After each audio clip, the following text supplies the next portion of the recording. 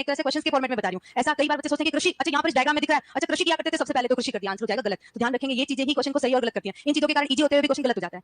वो पुराने टाइम का उद्देश्य है कि मांस प्राप्ति या भोजन प्राप्ति चाहिए होती थी, क्योंकि पहले की आवश्यकताएं क्या थी, पहले तो सबसे पहले जब आदिमानव हुआ करता था तो पहली आवश्यकता क्या थी मनुष्य की, सिर्फ खाना था। रह तो कहीं भी लेता था, पेड़ पर रह लिया, कहीं भी रह लिया, लेकिन सबसे पहले, और कपड़ा भी पहली आवश्यकता नहीं थी, लेकिन जैसे जैसे टाइम बढ़ा उसके बाद आवश्यकताएं तीन बढ़ती गई, रोटी कपड़ा और मकान, तीन आवश्यकता होगी। लेकिन आज के टाइम पे अपन देखें तो बहुत सारी चीजें बढ़ गई हैं, रोटी कपड़ा मकान और शिक्षा, और आज के टाइम और भी ज्यादा बढ़ गई हैं। सबसे पहले इंटरनेट है, सबसे पहले इंटरनेट की सुविधा होनी चाहिए सब जगह। तो वो क्या है, समय के अनुसार आवश्यकताएं बढ़ती जाती हैं। तो आज के टाइम पे अपन इन चीजों से कैलकुलेट नहीं करेंगे कि अपने को क्या क्या चाहिए, क्योंकि अपने पास एक चीज होने पर सारी चीजें खरीदी जा सकती हैं, क्या, पैसा हो। तो यानी कि अपने पास क्या होना चाहिए, आर्थिक लाभ होना चाहिए। सबसे पहले आज कोई भी बिजनेस करते हैं तो उसका उद्देश्य ये थोड़ी है कि अपन अच्छा पढ़ाई करें या अपने पास अच्छा मकान हो या अपने पास अच्छी गाड़ी हो। अपना मेन उद्देश्य क्या होता है, क्योंकि पैसे से ये सारी चीजें आती हैं। तो आज के टाइम पे कोई भी व्यवसाय का मुख्य उद्देश्य क्या है, पैसा का मतलब है आर्थिक लाभ, पैसा का मतलब है आर्थिक लाभ। तो पशुपालन हो या कोई भी जो अपने पास जो है वो बिजनेस हो, उसका मुख्य उद्देश्य है अपन जो भी व्यवसाय करें उसमें कम से कम तो खर्चा है और ज्यादा से ज्यादा क्या हो, लाभ। ये खाली एनिमल का ही उद्देश्य नहीं है, सब व्यवसाय का उद्देश्य है। तो ऑल टाइप से ये क्वेश्चन जनरल वे में भी पूछा जा सकता है, कृषि के अंदर भी पूछ सकते हैं, अदर वे में भी पूछ सकते हैं, लेकिन अपन यहाँ पर इसी के संदर्भ में लिखेंगे। तो लिखेंगे वर्तमान में पशुपालन व्यवसाय का, वर्तमान में पशुपालन व्यवसाय का मुख्य उद्देश्य, पहले सिर्फ अपन ने लिखा था पशु पालने का उद्देश्य, और अभी क्या है,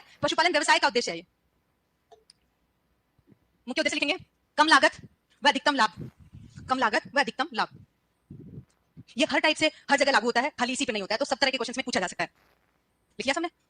ये बात हो गई बेसिक चीजों की। अपने इतिहास के अनुसार और करंट समय में जो आवश्यकता है उसके अनुसार जो क्वेश्चन बन सकते हैं, जो ऑब्जेक्टिव टाइप क्वेश्चन बन सकते हैं, वो सारे पॉइंट्स लिखिए। बाकी की थ्योरी लिखने की कोई ज्यादा आवश्यकता नहीं होती है कि सबसे पहले जो है वो खेती करना शुरू किया या मास के लिए ये वाला पशु पाला फिर ये वाला पाला, इस तरह की कोई आवश्यकता नहीं होती है। आपके एग्जाम के लेवल के अनुसार जो चीजें जरूरी है वो अपन लिखिए, फिर भी कोई आवश्यकता होगी तो जहां जो टॉपिक आएगा उसके साथ मैं बताते जाऊंगी। अब बात आती है करंट की। ये तो आगे हिस्ट्री की कब से शुरू हुआ, और करंट में अगर अपन बात करते हैं तो करंट में कौन आते हैं, आज के टाइम पे पशुपालन को बढ़ाने वाले कौन आते हैं, मंत्री आते हैं। कौन आते हैं, मंत्री। या ऑल टाइप्स का कोई भी सेगमेंट है उसके अंदर क्या बनाए गए हैं, अलग अलग मंत्री बनाए गए। मंत्रिमंडल दो प्रकार का होता है, एक तो सेंट्रल लेवल का और दूसरा स्टेट लेवल का। अपने को दो तरह के मंत्रियों के बारे में ध्यान रखना है, क्योंकि एनिमल हस्बेंड्री किसके अंतर्गत आती है, अपने कौन से सब्जेक्ट के अंदर आती है, एग्रीकल्चर के अंदर आती है। तो सबसे पहले अपन एग्रीकल्चर कृषि मंत्री की बात करेंगे। तो केंद्रीय कृषि एवं किसान कल्याण मंत्री, central agriculture and farmer welfare minister है, वो कौन है, करंटली यही है, चेंज नहीं हुए। और अगर सेंट्रल के अंदर अपन पशुपालन डेयरी और मत्स्य पालन मंत्री की बात करते हैं तो वो राजीव रंजन सिंह, जिन्हें लल्लन सिंह के नाम से भी जाना जाता है, ये करंट मंत्री हैं सेंट्रल के अंदर। फिर बात आती है राजस्थान स्टेट की, क्योंकि अपन एग्जाम देने वाले कौन सा, राजस्थान लेवल का। तो अदर स्टेट की जानने की आवश्यकता ही नहीं है, गर्दन टूट जाएगी भाई।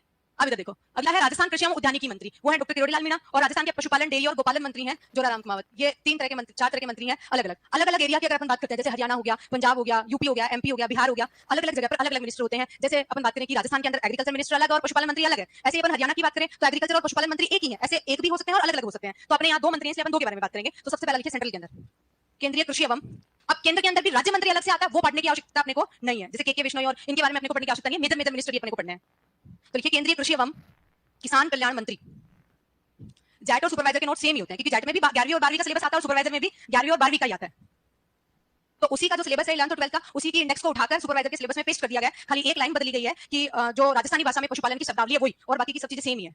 और औषधियां देने का तरीका ये आपके 11वीं और 12वीं में नहीं पढ़ते हैं, तो ये अपनी सब्जेक्ट में पढ़ते हैं, बस वही टॉपिक चेंज है, बाकी की चीजें सेम ही है। लेकिन करंट की 11वीं और 12वीं की बुक और जो आने वाले क्वेश्चन होते हैं उनका लेवल बहुत अलग होता है, तो इसलिए कॉम्पिटिशन के हिसाब से पढ़ना जरूरी है। लिखा, अगला लिखिए केंद्रीय पशुपालन, नेक्स्ट लिखेंगे केंद्रीय पशुपालन डेयरी, पशुपालन कोमा डेयरी एवं मत्स्य पालन मंत्री। जैसे राजस्थान में है डेयरी एवं गोपालन मंत्री है, वो यहाँ पे है मत्स्य पालन मंत्री, क्योंकि राजस्थान के अंदर फिशरीज का प्रोडक्शन नहीं है, इसलिए राजस्थान के अंदर मत्स्य पालन मंत्री नहीं है। उनकी जगह गोपालन मंत्री है, डेयरी मिनिस्टर जिसको कहते हैं अपन, राजीव रंजन सिंह। इन्हें ही लल्लन सिंह के नाम से भी जाना जाता है। ये नए डेटा के अनुसार है, तो उसी के अनुसार, वैसे तो 2 साल हो गए इनको बदले हुए। अगला नेक्स्ट लिखेंगे राजस्थान कृषि एवं, टेस्ट स्टार्ट नहीं हुई क्या आपके भी, टेस्ट हो गए, इस संडे है, अच्छा एक ही संडे गया है क्या, अब होंगे भाई, इस संडे को तो होगा शायद, अगले संडे लिखेंगे केंद्रीय कृषि एवं उद्यानिकी मंत्री, कृषि एवं उद्यानिकी मंत्री, ये है डॉक्टर किरोड़ी लाल मीणा।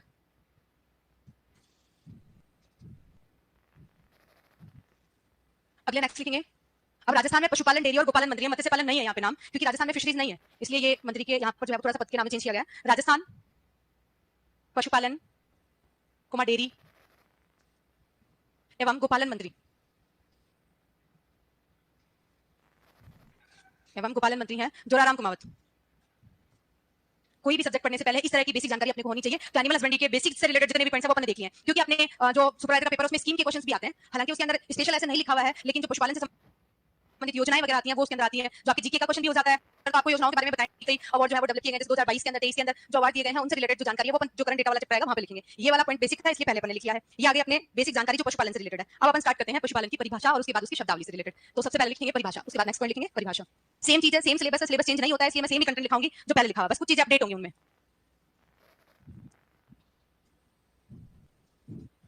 पशुपालन का मतलब होता है पशुपालन या पशुपालन की परिभाषा क्या होती है? पशुओं के प्रबंधन की एक ऐसी विज्ञान है, पशुओं के, देखिए पहले बोर्ड पे, पशुओं का मैनेजमेंट होता है, पशुओं का प्रबंधन होता है। सबसे पहले अपने देखा था, जो सिलेबस में देखा था, प्रबंधन के एक ऐसी विज्ञान है, क्योंकि इसमें साइंटिफिक तरीके से पशुओं का अध्ययन करते हैं। जैसे पुराने टाइम पे भी पशुपालन करते थे, लेकिन उतनी उपज हो पाती थी जिससे एक परिवार की पूर्ति हो पाती थी। लेकिन आज के टाइम पे उत्पादन में क्या हुई है? ग्रोथ हुई है। इसके कारण अपन उतना उत्पादन ले पा रहे हैं कि घर की आवश्यकता के अलावा उसको अपन बेचकर आर्थिक लाभ भी ले रहे हैं। जैसे आपने देखा होगा, कोई अगर पशु रखता है तो खाली वो घर की आवश्यकता के लिए रखता है, या फिर अगर उसको दूध को, दही को या घी को बेचकर आय प्राप्त करता है, आय प्राप्त करता है। इसका मतलब अपन उसको क्या दे रहे हैं? साइंटिफिक तरीके से पाल रहे हैं, मतलब उसको आहार दे रहे हैं। तो ऐसा नहीं है कि जो खेत में आहार हो रहा है खाली चारा काट के खिला दिया या सूखा खिला दिया, उसको अपन साथ ही साथ क्या दे रहे हैं? दाना, बाटा, ये सब भी दे रहे हैं, खाद्य संपूरक भी दे रहे हैं, जिससे उसका उत्पादन क्या हो रहा है? बढ़ रहा है। तो एक गुड मैनेजमेंट होता है, वो किसके अंतर्गत आता है? साइंस के अंतर्गत आता है, साइंटिफिक स्टडी होती है। अदरवाइज पुराने टाइम पे किया जा रहा है, लेकिन उतना आर्थिक लाभ नहीं होता था जितना आज हो पा रहा है। तो पशुओं के प्रबंधन की एक ऐसी विज्ञान है जिसमें पशुओं का आवास, कैसे पशुओं को रखना चाहिए, पशुओं का आहार, पशुओं का स्वास्थ्य, पशुओं का प्रजनन कैसा हो, इन सब की देखभाल करते हुए पशु से क्या लिया जाता है? सबसे ज्यादा लाभ प्राप्त किया जाता है, उसे क्या कहा जाता है? पशुपालन कहा जाता है। हालांकि पशुपालन में सिर्फ इतनी चीजें आती है कि देखभाल किया जाता है। जब अपन एनिमल हस्बेंड्री या फिर एनिमल प्रोडक्ट अगर अपन जोड़ देते हैं, तो उससे अपन क्या चाहते हैं? ज्यादा से ज्यादा लाभ प्राप्त करते हैं। तो अपना जो सब्जेक्ट है उसके अंदर ऑल टाइप्स की चीजें अपन पढ़ते हैं, प्रोडक्ट भी पढ़ते हैं और डेयरी के अलावा मैनेजमेंट वाले पार्ट भी पढ़ते हैं, इसलिए सारी चीजें अपन आती हैं। तो इसके अंदर देखो क्या क्या चीजें विशेष आती हैं। सबसे पहले तो पशुओं का प्रबंधन। कौन से पशुओं का प्रबंधन? तो पहले चीज ये आती है, कौन से पशुओं का प्रबंधन? ऑल पूरे वर्ल्ड के अंदर अगर देखा जाए तो मिलियंस ऑफ एनिमल्स की प्रजातियां पाई जाती हैं। लेकिन क्या अपन मिलियंस ऑफ प्रजातियां पढ़ते हैं क्या एनिमल्स की?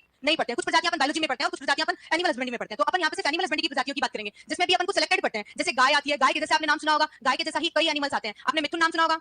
मिथुन सुना है? मिथुन चक्रवर्ती नहीं, मिथुन क्या है? एक एनिमल है। इसके अलावा आपने याक सुना होगा, इसके अलावा और बताओ, हिप्पो सुना होगा आपने, हिप्पोपोटेमस, राइनोसेरस सुना होगा। ये लगभग जो है वो गाय या भैंस के जो है वो सिमिलर दिखाई देने वाले एनिमल्स हैं। कुछ कुछ इनकी प्रकृति चेंज होती है। जैसे याक की अपन बात करें तो साइज में ऑलमोस्ट जो है वो ये गाय भैंस घोड़े जैसा ही होता है, सिर्फ उसके बाल ज्यादा होते हैं, इसलिए वो अलग दिखाई देता है। मिथुन जो होता है उसकी गर्दन थोड़ी डिफरेंट होती है, सींग थोड़े अलग होते हैं। हिप्पो की अपन बात करें तो थोड़ा मोटा होता है और एक सींग वाला हिप्पो जो है थोड़ा मोटा होता है, गेंडा जिसको अपन कहते हैं मोटी नाक होती है, और राइनो जो होता है एक सींग वाला होता है। तो इस तरह से देखने में ऑलमोस्ट जो है वो गाय भैंस जैसे दिखाई देते हैं। लेकिन इन सब के बारे में एनिमल हस्बेंड्री में अपन नहीं पढ़ते, अपन सिर्फ कुछ सिलेक्टेड एनिमल के बारे में पढ़ते हैं जिनसे आर्थिक लाभ लिया जाता है, जिसमें गाय आती है, भैंस आती है, भेड़ आती है, बकरी आती है, ऊंट आता है, और एक बर्ड की प्रजाति आती है। कौन?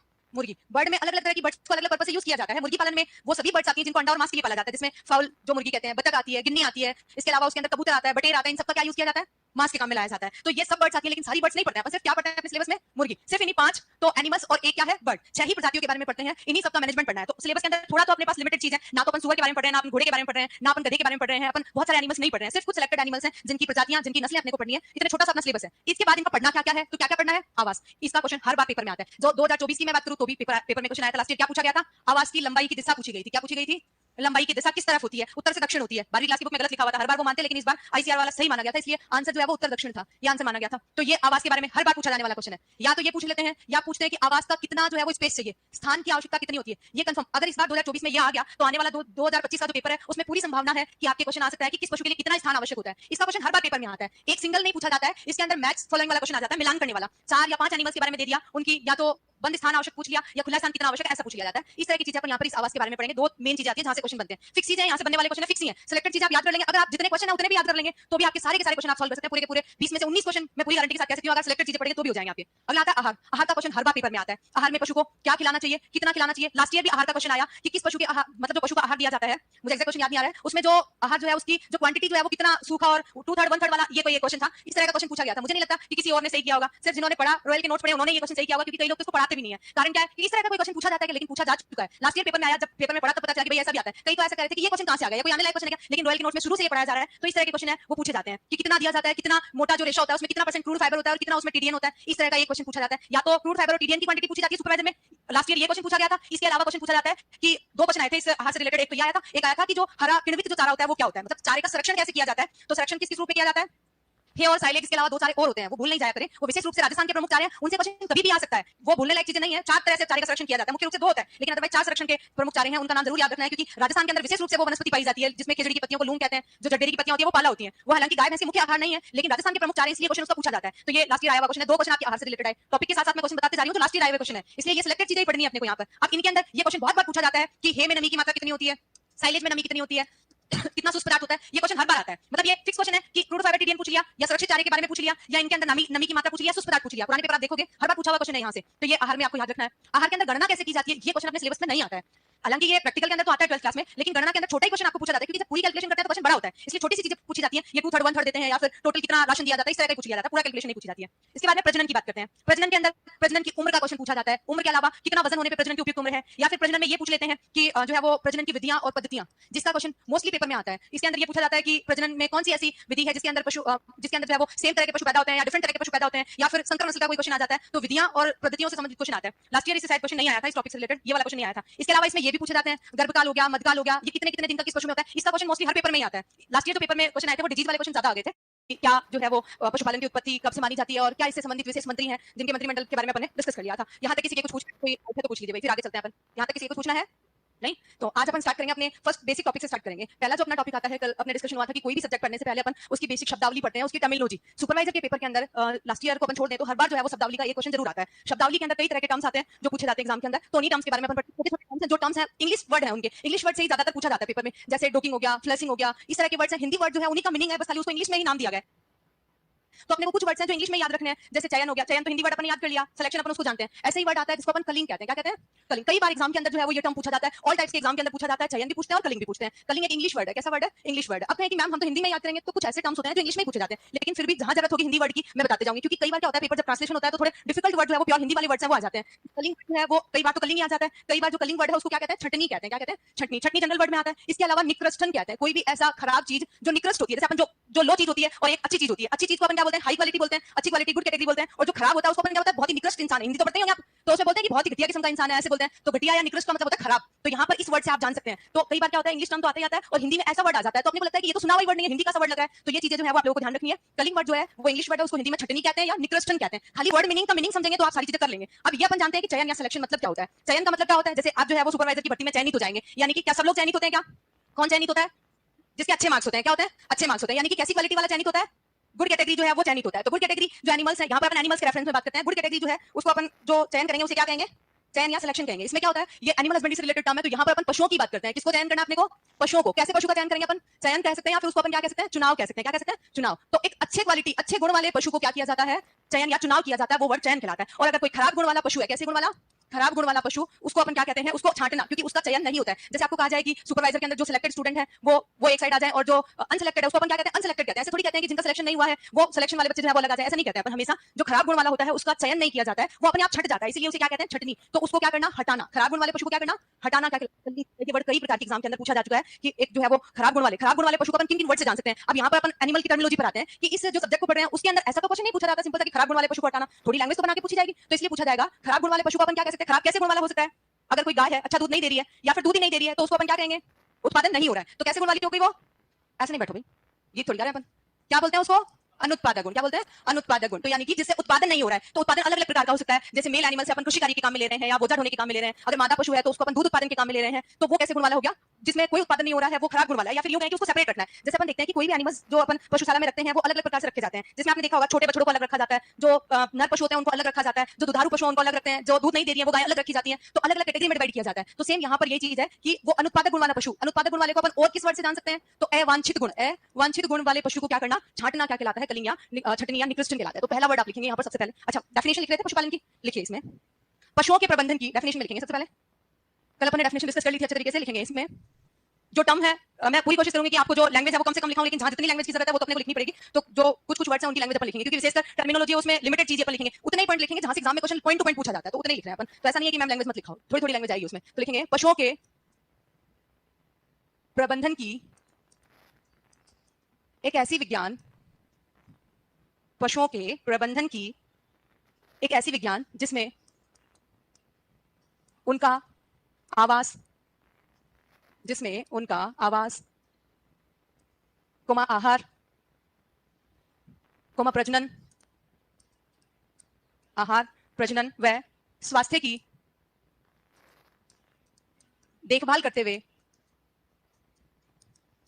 अधिक से अधिक लाभ प्राप्त किया जाता है। देखभाल करते हुए अधिक से अधिक लाभ प्राप्त किया जाता है।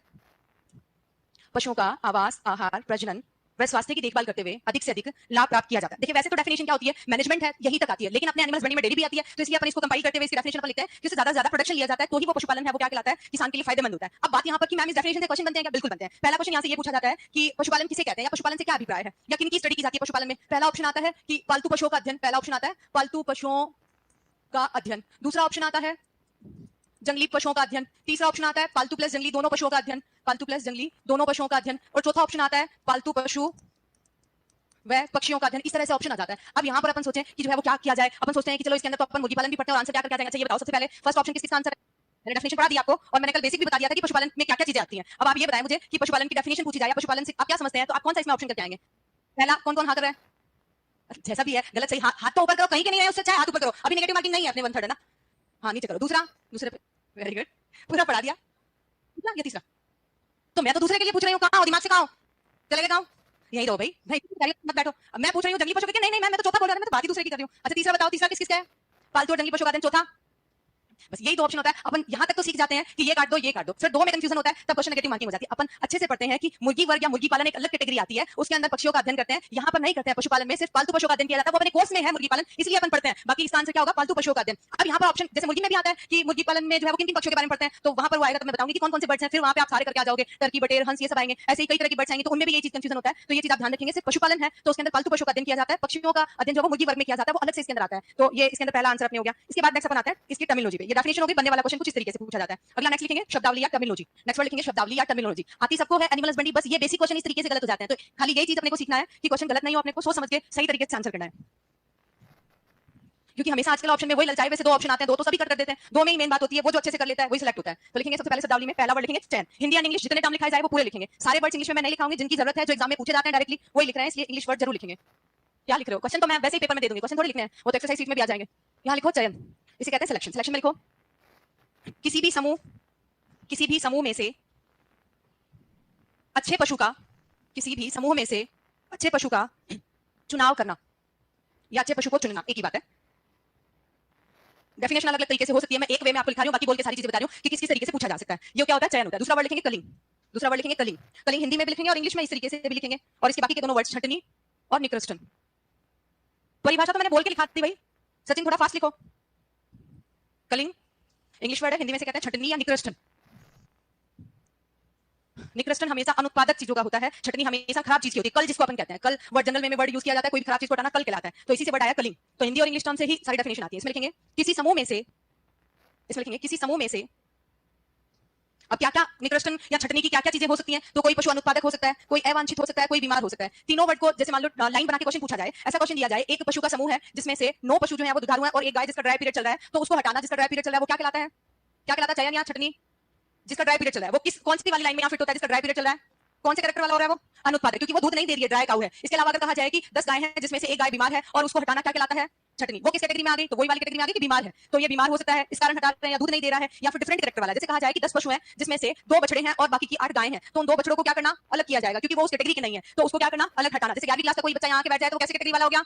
अवांछित गुण वाला हो गया, अवांछित गुण वाला। तो वैसे ही 8 जो गाय हैं वो तो अच्छी कैटेगरी में है, और 2 जो है वो कैसे हैं? बछड़े हैं, वो अवांछित गुण वाले हैं, मतलब उनका उस ग्रुप से मतलब नहीं है, तो वो अवांछित गुण आ गया। तो तीनों ही वर्ड से पूछा जा सकता है। तो लिखेंगे क्या लिखा? किसी समूह में से बीमार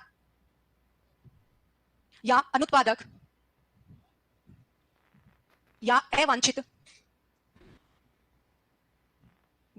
गुण वाले पशु को हटाना या छांटना भी कह सकते हैं, एक ही बात है।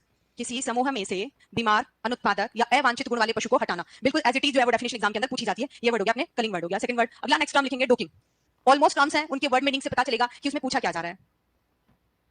यहाँ पर फोटो देख के आप पहचान पाएंगे, कई बार कंफ्यूजन होता है, डोकिंग वर्ड आ गया, डिबिकिंग आ गया, तो डोकिंग की जगह डिबिकिंग करके आ जाते हैं। लिखिए वर्ड डोकिंग का हिंदी जो टर्म है वही हिंदी मीनिंग है, तो इसलिए यहाँ पर हिंदी टर्म अपन नहीं लिख रहे हैं। देखो इन दो टर्म में कंफ्यूजन होता है, एक तो डोकिंग और एक डिबिकिंग, तो उनके इंग्लिश टर्म पे आप जाएंगे जिसमें आपको समझ आ रहा है, जहां कंफ्यूजन हो रहा है वहां पे जाएंगे। तो डोकिंग वर्ड जो है उसके अंदर कोई विशेष ऐसा टर्म नहीं आ रहा है। यहाँ पर अपन देखें डिबिकिंग में क्या वर्ड आ रहा है? बीक वर्ड आ रहा है। क्या आ रहा है? बीक। बीक किसको कहते हैं? बीक किसको कहते हैं? कुछ इंग्लिश टर्म पता होना चाहिए अपने को। बीक कहते हैं चोंच को। चोंच किसमें होती है? बर्ड्स में। बर्ड्स अपन यहाँ पर एनिमल हस्बेंड्री में कौन सी पढ़ते हैं? मुर्गी पढ़ते हैं, तो ये वर्ड किसके लिए यूज होगा?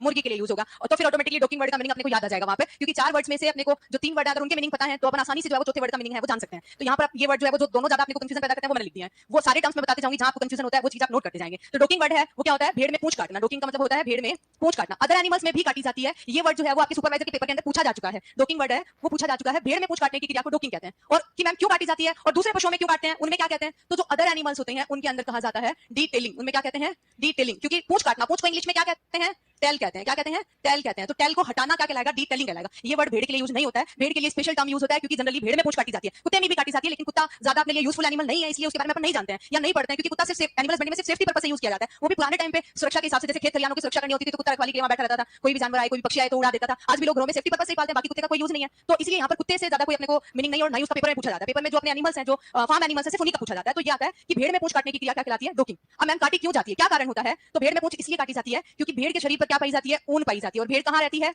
रेगिस्तान या गर्म क्षेत्रों में स्पेशली पाई जाती है, हालांकि ठंडे क्षेत्रों में भी पाई जाती है। लेकिन अगर अपन राजस्थान की बात करें, विशेष रूप से ये जो क्रिया है वो राजस्थान के संदर्भ में है विशेष रूप से, या फिर यूं कहें कि जहां पर ज्यादा जो है वो इनकी संख्या है उसके हिसाब से ये कुछ टर्म्स है या कुछ जो क्रियाएं हैं वो बनाई गई हैं। तो यहाँ पर जो है वो रेगिस्तान में पाई जाती है और दूसरा इसके शरीर पर ऊन पाई जाती है। तो जब ये रेगिस्तान में चरती है तो चरने के कारण जो पूंछ के माध्यम से परजीवी है वो इसके शरीर पर चिपक जाते हैं। पूंछ के माध्यम से जो परजीवी है वो शरीर पर चिपक जाते हैं और उसके बाद आसानी से उतर नहीं पाते हैं कि मैम इसकी बहन बकरी भी रहती है इसके साथ, तो क्योंकि भेड़ और बकरी एक ही झुंड में रहते हैं ज्यादातर, तो फिर बकरी में क्यों नहीं काटते? बकरी की आपने देखी पूंछ कैसी होती है? इतनी सी तो पूंछ होती है, पूरा डायग्राम मुझे नहीं बनाना आता है, इतना सही आता है। तो ऐसे बकरी में क्या होता है? पूंछ इतनी सी होती है, ऊपर की तरफ छोटी सी पूंछ होती है, तो इसके माध्यम से कोई भी परजीवी जो है वो इसके शरीर पर नहीं आ पाते हैं, तो इसलिए काटने की आवश्यकता नहीं होती। भेड़ में लंबी पूंछ होती है इसलिए उसको काटने की आवश्यकता होती है। और खासकर बकरी के शरीर पर पाए जाते हैं बाल। बालों पर अगर मान लो परजीवी आ भी गया तो आसानी से उतर जाता है, क्योंकि स्मूथ बाल होते हैं बकरी के, बहुत ज्यादा ऐसे रफ बाल नहीं होते हैं। जबकि ऊंच होती है वो करली होती है, घुंघराली होती है, जिसके कारण जो परजीवी अगर एक बार अंदर चला गया तो वापस निकल ही नहीं पाता है और पूरे शरीर पर फैल जाता है। इसी के कारण आपने सुना होगा कि भेड़ को किस नाम से जानते हैं? परजीवियों का म्यूजियम कहते हैं। मोबाइल बैंक यहाँ यूज नहीं है, लेकिन परजीवियों का म्यूजियम इसीलिए कहा जाता है। इसलिए परजीवियों के म्यूजियम से बचाने के लिए इसको क्या किया जाता है? इसकी पूंछ है वो कट की जाती है स्पेशली। कुछ जगह ऐसा भी आता है, ऐसा भी मानते हैं कुछ जो अपने लेखक होते हैं वो मानते हैं कि अगर पूंछ काट देंगे तो पशु जो है सुंदर भी दिखाई देता है। तो अलग अलग लोगों के अलग अलग व्यूज है। अपन सब चीजें याद कर लेते हैं, लेकिन जो ज्यादा जो अपने को ठीक लगता है, जो जिससे रिलेटेड क्वेश्चन एग्जाम में आता है वो मेन चीज अपन लिख लेंगे, बाकी जानकारी अपने को सारी होनी चाहिए। तो सुंदर दिखने के लिए भी कुछ मानते हैं कि पशु में पूंछ काटे, और दूसरा स्पेशली इसका कारण होता है परजीवी से बचाव के लिए क्या किया जाता है? इसमें परजीवी नियंत्रण के लिए डोकिंग की जाती है। तो 1 से 2 सप्ताह की उम्र में भेड़ में पूंछ काटने की क्रिया क्या कहलाती है? डोकिंग कहलाती है। और अदर एनिमल में डिटेलिंग। ऑप्शन में था सुपरवाइजर में ये पेपर पूछा गया, में ये क्वेश्चन पूछा गया था, भेड़ में पूंछ काटना क्या कहलाता है? पहला ऑप्शन डोकिंग, दूसरा ऑप्शन डिटेलिंग, तीसरा ऑप्शन 1 व 2 दोनों, और चौथा ऑप्शन कुछ और डिफरेंट था। तो उस टाइम ये आंसर नहीं माना गया था 1 व 2 दोनों, सिर्फ एक ही आंसर माना गया था कि डोकिंग कहते हैं, उसे क्या कहते हैं? डोकिंग। तो ये ध्यान रखिएगा, ये अलग अदर एनिमल के लिए यूज होता है। अदर एनिमल के लिए स्पेशल कंडीशन में काटते हैं। स्पेशल कंडीशन क्या हो सकती है? जैसे मान लो देखो बकरी में तो पूंछ है ही नहीं, स्पेशल छोटी है तो काटने की जरूरत नहीं होती। गाय भैंस होते हैं उसमें लंबी होती है, लेकिन वो ज्यादा इधर उधर तो चरने के लिए नहीं जाती है। मान लो जाए भी तो भी पूंछ के माध्यम से परजीवी आए तो भी उनमें काटते नहीं है, क्योंकि उनसे उनकी रीसेल वैल्यू घट जाती है। आप अगर कोई एनिमल लेने गए और उसकी पूंछ कटी हुई है तो आप क्या उसका 1 लाख की, अगर 1 लाख अगला बचा रहा है तो क्या उसके 1 लाख देंगे? नहीं देंगे। आप कहेंगे पूंछ कटी हुई है नहीं चाहिए हमें, तो इतने 80,000 में दो तो ठीक है, तो वो क्या उसकी 20,000 वैल्यू घट गई, तो इसका मतलब इनमें काटी नहीं जाती है, रीसेल वैल्यू घट जाती है। दूसरा, कभी कभी स्पेशल कंडीशन में आपने नाम सुना होगा पशुओं के अंदर डैगनेला या पूंछ विच्छेदन होता है। यहाँ से पूंछ जड़ गलन होता है। पूंछ जड़ गलन मतलब यहाँ से पूंछ जो है वो जड़ के यहाँ से गल जाती है, खराब हो जाती है। तो उस कंडीशन में स्पेशल जब ठीक नहीं होता है तो इन्फेक्शन से बचाने के लिए पूंछ काटनी पड़ती है। अदरवाइज, या फिर पशु की मान लो लड़ लिया आपस में और पूंछ जो है वो जो उससे बांधा गया है, जिससे उसको जिस रस्सी से उसके अंदर फंसा ली, अब किसी भी कंडीशन में निकल ही नहीं रही है, बहुत ज्यादा फंस गई है, तो क्या करना पड़ता है? कट करना पड़ता है। तो ये स्पेशल कंडीशन होती है, जब कट करना पड़ता है उस कंडीशन में क्या कहा जाता है? उन्हें डिटेलिंग, और बाकी का सिर्फ क्या कहते हैं? डोकिंग। तो लिखिएगा इसमें, भेड़ में 1 से 2 सप्ताह की उम्र में पूंछ काटने की क्रिया, पूंछ काटने की क्रिया, ठीक है। नेक्स्ट में लिखेंगे, नोट डाल के लिखेंगे, अन्य पशु में नोट डाल के अगला जो वर्ड लिखेंगे अन्य पशु में डिटेलिंग, डिटेलिंग। इंग्लिश वर्ड लिखना चाहे तो DETALING, डिटेलिंग, ठीक है। ये अन्य पशुओं के लिए टर्म यूज होता है और स्पेशली भेड़ और कुत्ते के लिए यूज होता है, लेकिन कुत्ता जनरली नहीं पूछा जाता है, वो आउट ऑफ सिलेबस रहता है, इसलिए जरूरी नहीं है आप लिखना, मेन चीज अपने लिख लिया। अगला नेक्स्ट वर्ड लिखेंगे डिस्बडिंग और डीहॉर्निंग। डिपिंग में आगे लिखा दूंगे, पूरा वीडियो के साथ देखें, वो सिर्फ समझाने के लिए था कि कहां कंफ्यूजन होता है। अगला वर्ड लिखेंगे डिस्बडिंग, इसे ही डीहॉर्निंग भी कहते हैं। ये ऑलमोस्ट एग्जाम के अंदर पूछ ही लिया जाता है, साल 2 साल के अंदर ये क्वेश्चन है, कई प्रकार के पेपर में पूछा जाता है। चाहे सुपरवाइजर की बात करें अपन, चाहे जो सुपरवाइजर के लेवल के जेडसीयूटी की बात है उनकी बात करें, ऑलमोस्ट हर साल एग्जाम में आ जाता है। कभी सुपरवाइजर का पेपर में आ गया, कभी दोनों में आ गया। तो करंट ईयर के अपन 2-3 साल देखें तो ये 2-3 बार पूछा जा चुका है क्वेश्चन। इसमें क्या पूछा जाता है तो देखिएगा, नाम से पता चलता है। ये सिर्फ जो है वो नोट करने के लिए वर्ड मीनिंग ही है कि दोनों वर्ड है वो यूज किए जाते हैं। इसकी पूरी कंप्लीट चीजें जो है वो अपन इसकी मेथड्स क्या होते हैं वो अपन आगे पूरा जो टॉपिक है उसमें देखेंगे। यहाँ पर सिर्फ वर्ड मीनिंग जानना है कि क्या होता है। तो बर्ड जो होता है वो किसको कहते हैं? बर्ड जो होता है वो किसको कहते हैं? बर्ड का मतलब क्या होता है? जोर से बोलो भाई, मुझे सुनाई कम देता है। किसको कहते हैं? कली को कहते हैं। कली को अपन कली का कह सकते हैं शॉर्ट टर्म में। और जो हॉर्न होते हैं वो यहाँ पर हॉर्न वर्ड किससे यूज किया जाता है? सिंग के लिए यूज किया जाता है। तो जो सिंग बर्ड यहाँ पर जो है वो फ्लावर बर्ड नहीं है, यहाँ पर कौन सी बर्ड है? हॉर्न बर्ड है। हॉर्न बर्ड को अपन हिंदी में कह देंगे सिंग कलिका। तो सिंग कलिका यानी कि कलिका को हटाना। डिस बर्ड जो है उसको अपन, ये इंग्लिश वर्ड अगर इसको हिंदी में कहें तो इसको क्या कहते हैं? सिंग कलिका को हटाना क्या कहलाएगा? निष्कलिकायन। क्या कहलाएगा? ये वर्ड खाली हॉर्टिकल्चर में यूज नहीं आता है, यहाँ भी यूज आता है। निष्कलिकायन वर्ड है वो। आप सोचेंगे कि अरे ये क्या पूछ लिया, ये तो हॉर्टिकल्चर का क्वेश्चन और नीचे एनिमल्स के बारे में दे रखा है, और आप वहां पे करके आएंगे कि बर्डिंग कब की जाती है, टी बर्डिंग पूछा है या कौन सी बर्डिंग पूछा है, फिर वहां कंफ्यूज नहीं होना है। निष्कलिकायन वर्ड जो है वो किसके लिए यूज होता है? यहाँ पर डिस बर्डिंग का हिंदी वर्ड मीनिंग है। तो हिंदी वर्ड मीनिंग कई बार बहुत ही ज्यादा खतरनाक होते हैं, तो इनको ध्यान रखना है। निष्कलिकायन वर्ड है वो इसलिए यूज होता है। डी हॉर्निंग को हिंदी में अगर मीनिंग करेंगे तो वही इसका अर्थ है। तो यहाँ पर डी का मतलब हटाना या अलग करना, तो सींगों को हटाना क्या कहलाता है? डी हॉर्निंग या डिस बर्डिंग कहलाता है। तो यहाँ पर कलिका है, तो अलग अलग टाइम पर हटाना जो है उसके लिए अलग अलग वर्ड यूज किए जाते हैं। जनरल में अगर सिंपल क्वेश्चन पूछा है, कोई उम्र नहीं दी है, तब कोई भी वर्ड पेपर में दिया जा सकता है। अगर मान लो पर्टिकुलर एज दी है या पर्टिकुलर जो है वो हॉर्न की साइज दी है, तो इन दोनों में से एप्रोप्रिएट वर्ड यूज आता है। जैसे मैं कहूं अगर पशु के सींग बड़े हैं तो उनको हटाना क्या कहलाता है? डी हॉर्निंग कहलाएगा। वहां पर वर्ड बड़े सींगों के लिए हॉर्निंग वर्ड यूज किया जाएगा। मैं कहूं कि बछड़े के जन्म के 1 सप्ताह के अंदर सींगों को हटाना क्या कहलाता है? क्योंकि उस टाइम सींग थोड़ी आते हैं 1 सप्ताह में, तो सिर्फ कलिका जैसे ही आते हैं, ऐसे छोटी सी हॉर्न बड़ी आती है, तो उसको हटाना क्या कहलाएगा? डिसबर्डिंग। अगर ऐसा कुछ पर्टिकुलर टर्म दिया है तब ऐसा क्वेश्चन के अंदर आपको डिफरेंशिएट करना है कि डिसबर्डिंग वर्ड यूज होगा डी हॉर्निंग। हालांकि ऐसा कभी आया नहीं है, जनरली पूछा जाता है, कोई एक वर्ड दे दिया जाता है, तो ये क्या कहलाता है? डी हॉर्निंग और डिसबर्डिंग कहलाता है। इसके अंदर मोस्टली एग्जाम के अंदर उम्र पूछी जाती है, कब किया जाता है, तो 1 से 2 सप्ताह। ये 1 से 2 सप्ताह अंडरस्टूड है कि जन्म के बाद वाले हैं। कौन से हैं? जन्म के बाद पहले से दूसरे सप्ताह, जिसको अपन क्या कह सकते हैं? 7 से 15 दिन की उम्र में सींगों को हटाना क्या कहलाता है? डिसबर्डिंग या डी हॉर्निंग। क्या क्या मेथड से हटाया जाता है वो आगे डिटेल में टॉपिक आएगा। शॉर्ट में इसको लिखेंगे, फिर छोटा सा वीडियो देखते हैं इसका। लिखेंगे इसमें डी हॉर्निंग या डिसबर्डिंग, या हिंदी वर्ड लिख लीजिएगा निष्कलिकायन। लिखें इसमें लिखिएगा पशुओं में सींगों को हटाना, कैमल सिलेबस में है भाई। कल की क्लास में मैंने सिलेबस में क्या क्या चीजें हैं वो बता दी थी, और भी कोई अगर चेंजेस होते हैं तो वो सिलेबस नया आएगा तब बता दिया जाएगा, बाकी वही सेम सिलेबस है, कल बताया था मैंने।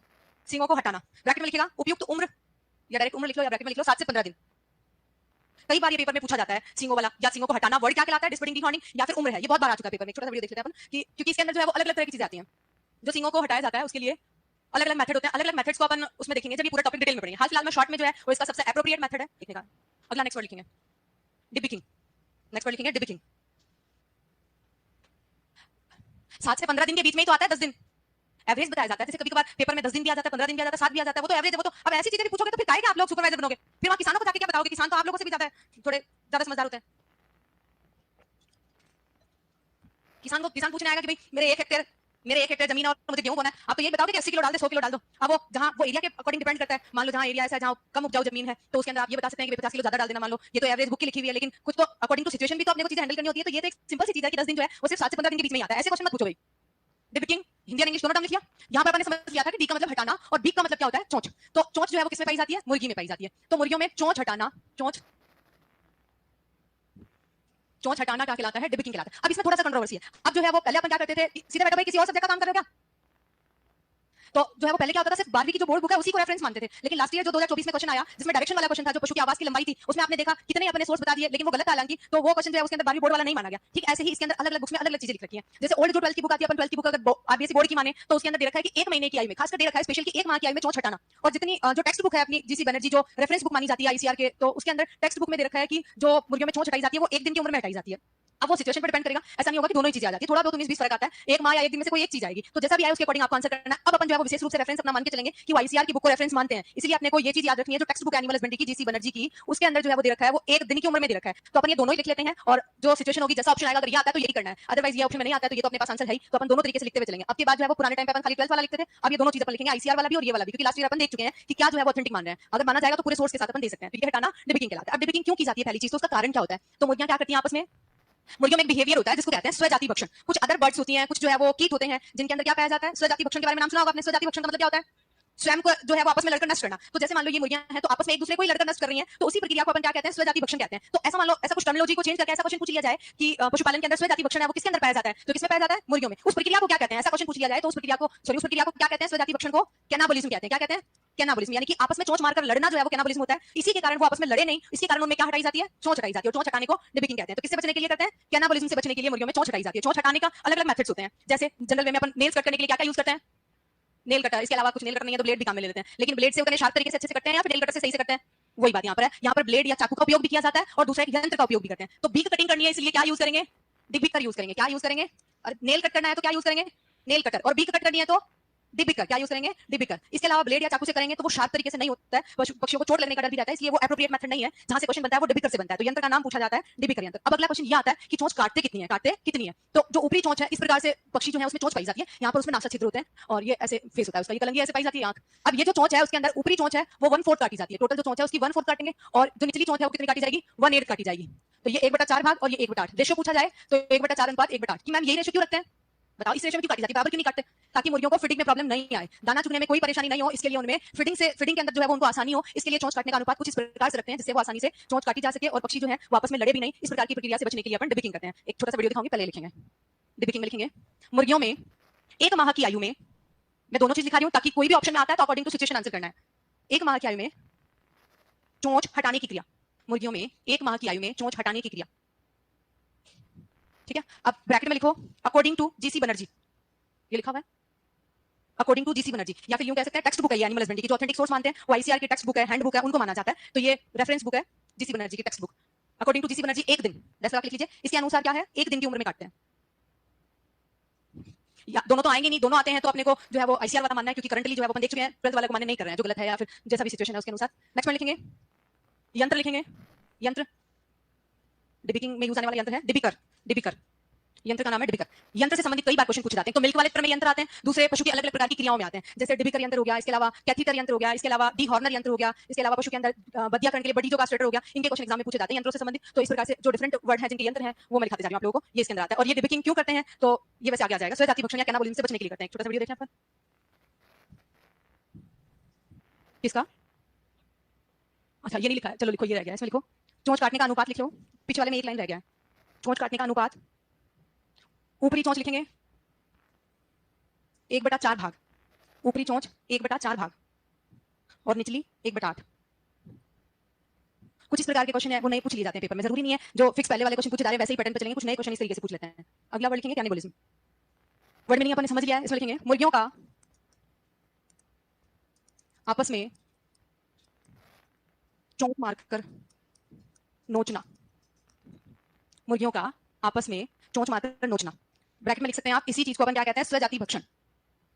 ये बिहेवियर है इनका, जो किसके कारण होता है, यूं ही नहीं होता है कि मुर्गियां आपस में लड़ ली, उनकी दुश्मनी नहीं है। मुर्गियां आपस में क्यों लड़ती हैं, उनके शरीर में मिनरल्स की डेफिशिएंसी होती है। NaCl ऑप्शन में नहीं आया, आप क्या करोगे, NaCl ऑप्शन में नहीं आया, ऑप्शन में आया पहला ऑप्शन आ गया कि विटामिन की कमी से होता है, दूसरा ऑप्शन आ गया प्रोटीन की कमी से होता है, तीसरा ऑप्शन आ गया लवणों की कमी से होता है, और चौथा ऑप्शन आ गया जो है वो कार्बोहाइड्रेट की कमी से होता है। तो किसकी कमी से होता है, आप NaCl दिया ही नहीं ऑप्शन में, फिर सोचेंगे कि क्या पता ये क्वेश्चन कहां से आ गया। तो किसकी कमी से होता है, लवण की कमी से, क्योंकि NaCl क्या एक प्रकार का लवण है, तो लवण आ सकता है या खनिज लवण भी आ सकता है, तो उसकी कमी से ये जो है वो कैनाबलिज्म है वो पक्षियों में पाया जाता है। तो लिखेंगे इसमें कारण, लिखेंगे कारण NaCl या तो आ सकता है फॉर्मूला ऐसे, या फिर उसका पूरा नाम आ सकता है सोडियम क्लोराइड। कई बार क्या होता है सिर्फ फॉर्मूला याद करके जाते हैं, फिर वहां भूल जाते हैं। अच्छा एक दिन क्या आया, रेड सिंधी जो है वो अपन बार बार करते हैं, किसकी ब्रीड है, गाय की ब्रीड है। वहां पे एग्जाम में क्वेश्चन पूछा गया कि रेड सिंधी किसकी नस्ल है, और फिर एक बच्चा मुझे आके बोलता है मैम आपने तो लिखा ही नहीं, मतलब लाल सिंधी पूछा गया उसमें, और मैं साल भर पढ़ा रही थी कि रेड सिंधी, तो उसने पूछा कि मैम ये क्वेश्चन आया लाल सिंधी किसकी नस्ल, आपने तो पढ़ाया ही नहीं, ये कहां दे रखा है। तो लाल का मतलब क्या होता है, रेड। तो ये एग्जाम का प्रेशर होता है, आपकी गलती नहीं होती है। एग्जाम टाइम में क्या होता है, जैसे लिखा हुआ था क्वेश्चन में था कि निम्न में से कौन सी गाय की नस्ल नहीं है, और आपने पढ़ लिया और क्वेश्चन में इतना ही 2 बार पढ़ लिया तो भी ये लिखा है कि निम्न में से कौन सी गाय की नस्ल है, और अपने दिमाग में दूसरा वही आंसर कर देते हैं। तो वो चीज यहाँ पर हो जाती है, लिखा हुआ तो लाल था, उसी को समझना था कि रेड कहते हैं, तो लिखा हुआ था ही नहीं NaCl, सोडियम क्लोराइड लिखा हुआ था, और अपन फिर सोच रहे कि ये कहां से आ गया, ये कौन सा वर्ड आ गया। तो वो जब लिखा हुआ रहेगा पढ़ा हुआ रहेगा तो वन टाइम अपने को रिमाइंड रहेगा। तो इसलिए ये लिखें सोडियम क्लोराइड या लवणों की कमी से,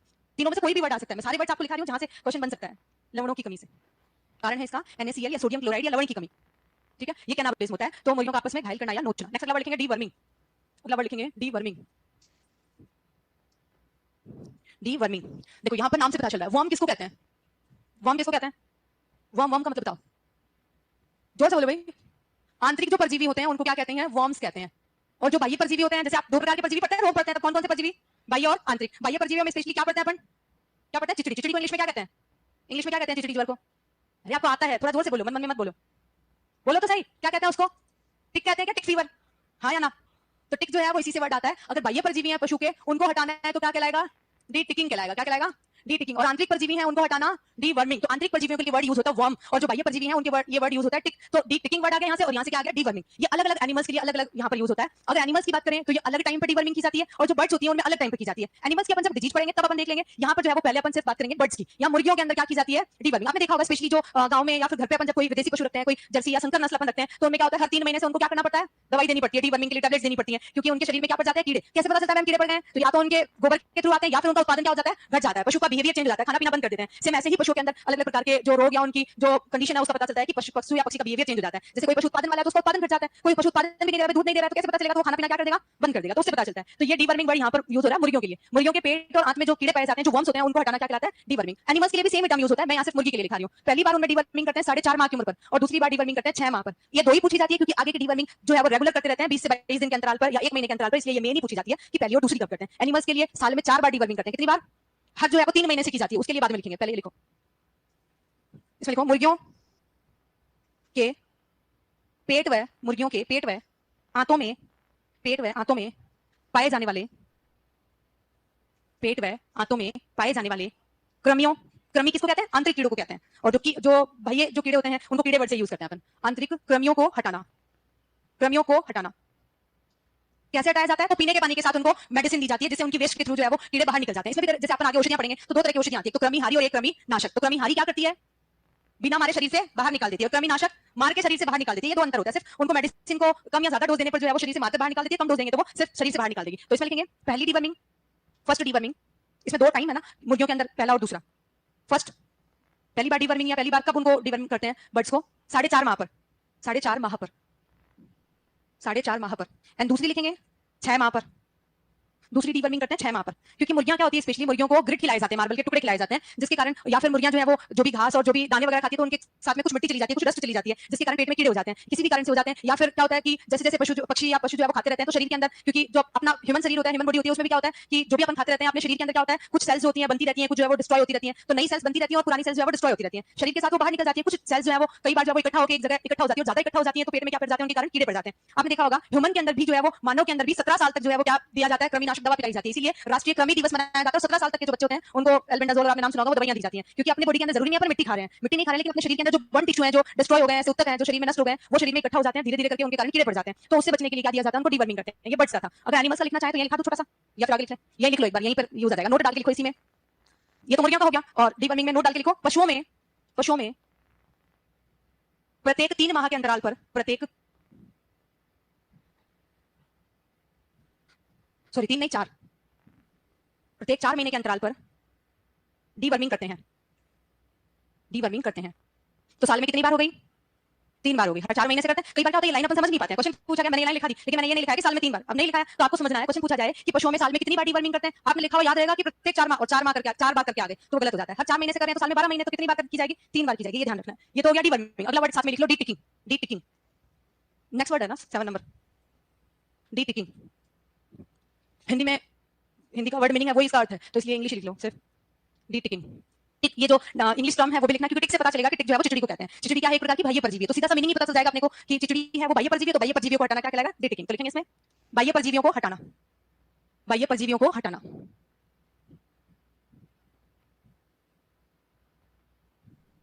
ठीक है, ये हो गया वर्ड डी टिकिंग। तो आंतरिक और बाह्य दोनों प्रकार की परजीवियों के बारे में आ गया। नेक्स्ट अगला वर्ड लिखेंगे कैपोनाइजेशन या बदियाकरण। क्या हो गया? आज इतनी जल्दी टाइम हो गया? ठीक है, तो बाकी का आगे क्लास है क्या? ठीक है, तो अब 8 बजे जो है वो सर लाइव आएंगे, सुपरवाइजर की क्या अपडेट्स है, कुछ और नई जानकारी देने के लिए। तो आप जो है वो क्लास चाहे तो अभी देखें, या फिर बाद में आप वीडियो को 2x पर करके देखें, आपकी मर्जी है। तो वो जरूर देखना, आपके लिए इन्फॉर्मेटिव जो है वो क्लास रहेगी, लाइव आएंगे। आ गए सभी? चलिए, गुड इवनिंग एवरीवन। कैसे हैं सभी? कुछ सो तो नहीं रहे रूम पे? बारिश का मौसम है, सो जाते हैं? नहीं सो रहे? तो यहाँ क्लास में भी नहीं सोना है। चलो, तो आज की क्लास स्टार्ट करते हैं। आज क्लास में टॉपिक चल रहा था वो बेसिक टर्मिनोलॉजी चल रहा था, जिसमें कुछ वर्ड्स है वो अपने देख लिए थे। जहां तक अपने पढ़ा वहां तक कोई डाउट, कोई कंफ्यूजन है, कुछ पूछना है तो आप पूछ सकते हैं। एक बार वापस रिवाइज करा दूं, पूछ लेती हूँ आप लोगों से ना। तो लास्ट क्लास में कुछ वर्ड्स अपन ने पढ़े थे। एक तो अपन ने पढ़ा था चयन, दूसरा अपन ने पढ़ा था कलिंग, तीसरा वर्ड अपन ने पढ़ा था डोकिंग, फोर्थ अपन ने पढ़ा था डिबिकिंग, इसके बाद में अपन ने पढ़ा था कैनाबलिज्म, और अपन ने पढ़ा था डीवर्मिंग। आवाज नहीं करो भाई। और डी हॉर्निंग या डिसबर्डिंग, ये वर्ड्स अपन ने पढ़े थे, इतने पढ़े थे। डीवर्मिंग भी पढ़ा था ना, ये वर्ड्स अपन ने डिस्कस किए थे। तो सबसे पहले शॉर्ट में अपन जानते हैं चयन। चयन का मतलब होता है किसी भी समूह में से, कोई भी पशु समूह है, यहाँ पर अपन बात हो रही है, तो पशु समूह जो होता है उसको अपन जनरल वे में किस नाम से जानते हैं, ये आपको पता होना चाहिए, ताकि जब भी टर्म आए तो वो अपने को, जब अपन कॉमनली उसको याद रखेंगे तो जब भी स्पेशल टर्म आएगा तो भी अपने को याद रहेगा। जनरल वे में जो बड़े एनिमल्स होते हैं उनका समूह क्या कहलाता है? हर्ड कहलाता है। उनका समूह क्या कहलाता है? हर्ड कहलाता है। जो बड़े पशु हैं, जिसमें गाय हो गया, भैंस हो गया, इसके अलावा जो घोड़ा हो गया, घोड़ा और ऊंट के समूह के कुछ डिफरेंट नाम है, लेकिन कॉमन वे में अगर अपन बात करें तो बड़े एनिमल का समूह हर्ड कहलाता है। और जो छोटे एनिमल्स होते हैं, भेड़ और बकरी, उनका समूह क्या कहलाता है? फ्लॉक कहलाता है। आपने देखा होगा कई बार न्यूज़पेपर में भी आता है, जब ज्यादा गर्मी पड़ती है तो भेड़ें और बकरियों को क्या क्या करती हैं, वो माइग्रेशन करती है, एक जगह से दूसरी जगह पर जाती हैं। तो ये आता है पेपर में कि भेड़ बकरियों का फ्लॉक है, वही जगह से इस जगह गमन किया, इतनी भेड़ें इस साल गमन करी गई, और या जो है वो इतनी भेड़ों ने पलायन किया, या इतनी भेड़ें जो है अपने राजस्थान में आई बारिश के सीजन में, स्पेशली अभी का जो सीजन है उसके अंदर। तो राजस्थान के अंदर दूसरी जगह से पशु आते हैं, जैसे एमपी का एरिया हो गया, वहां दलदली क्षेत्र है, दलदली क्षेत्र है, तो जब बारिश होती है तो वहां दलदल हो जाता है, तो भेड़ बकरियों के पैर छोटे होते हैं, पतले होते हैं, तो जब वो खड़ी होती है तो उसके अंदर क्या हो जाते हैं, उनके पांव में धंसते हैं। तो उस एरिया की जो भेड़ें हैं वो कहां पर पलायन करती हैं? राजस्थान की तरफ, मेवाड़ क्षेत्र में, चित्तौड़गढ़, उदयपुर होते हुए यहाँ के आसपास के पहाड़ी क्षेत्रों में आती है। तो वो भी एक तरह का पलायन या माइग्रेशन होता है। तो माइग्रेशन अलग अलग कारणों से होता है। अपने राजस्थान में किसका अभाव होता है? वनस्पति का, फूड का अभाव होता है, जिसके कारण भेड़ें और बकरियां हैं वो अन्य राज्यों में गमन करती हैं। आजकल इनका प्रचलन कम हो गया है, क्योंकि आजकल सभी तरह के रिसोर्सेज अवेलेबल है। पुराने टाइम पे या आज के टाइम पे भी जो चरवाहा समुदाय है वो क्या करता है, एक जगह से दूसरी जगह पर गमन करता है। कुछ जो भेड़ें हैं वो निरंतर प्रतिवर्ष हैं, वो क्या रहती है, पलायन पर रहती हैं, और कुछ कुछ समय के लिए जाती है, जैसे 6 महीने के लिए गए या 4 महीने के लिए गए, तो वो अलग अलग डेटा आता रहता है। अपन यहाँ पे छोटे से बात कर रहे थे कि उनके समूह की, यहाँ पे अपने डिस्कशन हो रहा था समूह। जो छोटे पशुओं का समूह वो क्या कहलाता है? फ्लॉक कहलाता है। छोटे पशुओं का समूह फ्लॉक, और बड़े पशुओं का समूह हर्ड। याद रखना आप लोगों को, आगे मैं पूछूंगी जब ये टॉपिक आएगा तब। तो जो पशुओं का समूह है उसमें से चयन करना किसको कहते हैं? एक गुड क्वालिटी एनिमल, एक अच्छे गुण वाले पशु को क्या करना? चुनाव करना क्या कहलाता है? चयन कहलाता है। और कोई भी समूह है, कोई भी हर्ड, उसमें से अगर कोई अवांछित पशु है, अनप्रोडक्टिव एनिमल है, जो अनप्रोडक्टिव डिफरेंट कारणों से हो सकता है, या तो वो बीमार हो सकता है, या फिर वो डिफरेंट कैरेक्टर वाला हो सकता है। सारी गायें एक नर है, सारे गाय मादा पशु हैं और एक बछड़ा है, तो वो कैसा है? अनप्रोडक्टिव है। तो उस एनिमल को क्या करना? सेपरेट करना। सेपरेट करने को अपन क्या कहते हैं? छांटना या निकृष्टन कहते हैं, या इंग्लिश में बोले तो कहलाता है कलिंग वर्ड कहलाता है। डोकिंग मतलब क्या होता है? पूंछ काटना। किसमें पूंछ काटना? अदर एनिमल में पूंछ काटना डिटेलिंग होता है। डिबिकिंग मींस चोंच काटना। चोंच काटने का अनुपात 1/4 अनुपात 1/8 रखा जाता है, और अलग अलग समय पर जो है वो अलग अलग बुक्स के अनुसार 1 माह या 1 दिन की उम्र में चोंच काटते हैं। दोनों सोर्स मैंने आपको लिखा दिए हैं। कैनाबलिज्म का मतलब क्या होता है? चोंच मारकर आपस में पक्षियों का नोचना, या फिर यूं कहें कि उनके अंदर क्या होता है, एक तरह का अबनॉर्मल बिहेवियर होता है, जिसके अंदर जो पक्षी हैं वो आपस में एक दूसरे को नोचते हैं, उसे ही कैनाबलिज्म कहा जाता है। दूसरे टर्म्स में आने वाला पॉइंट है वो भी मैंने आपको बता दिया था। इसके बाद में कैनाबलिज्म का कारण क्या होता है ये अपन जाने तो, उनके अंदर किसकी कमी होती है? लवणों की कमी। कौन सा लवण? खासकर NaCl। डी हॉर्निंग मींस क्या होता है? सींग हटाना। किस उम्र में क्या परफेक्ट एज होती है? 7 से 15 दिन होती है और इनका एवरेज निकालते हैं तो 10 दिन होता है। तो जैसा ऑप्शन है उसके अनुसार करना है। या फिर आ सकता है 1 से 2 सप्ताह की उम्र में क्या किया जाता है, डी हॉर्निंग करते हैं। डी वर्मिंग मींस क्या होता है, कृमि नष्ट करना। कृमि क्या होते हैं, आंतरिक कीड़े, आंतरिक परजीवियों को नष्ट करना और बाह्य परजीवियों को नष्ट करना। डी टिकिंग क्या होता है, डी टिकिंग, टिक किसे कहते हैं, चिचड़ी। चिचड़ी क्या एक तरह का बाह्य परजीवी, ये खाली वर्ड उसके लिए यूज हुआ है, अदरवाइज और भी कई तरह के बाह्य परजीवी होते हैं, जैसे जू हो गई, पिस्सू हो गई, माइट्स हो गई, किल्ली हो गई, ये सब क्या है, बाह्य परजीवी है। तो इनको हटाना एक जनरल वर्ड यूज किया जाता है, डी टिकिंग। और जो आंतरिक परजीवी है उनको हटाना क्या वर्ड यूज किया जाता है, डी वर्मिंग। यहां तक अपने लास्ट क्लास में पढ़ लिया था, और भी कोई टर्म पढ़ा था, कोई कंफ्यूजन नहीं आता किसी के?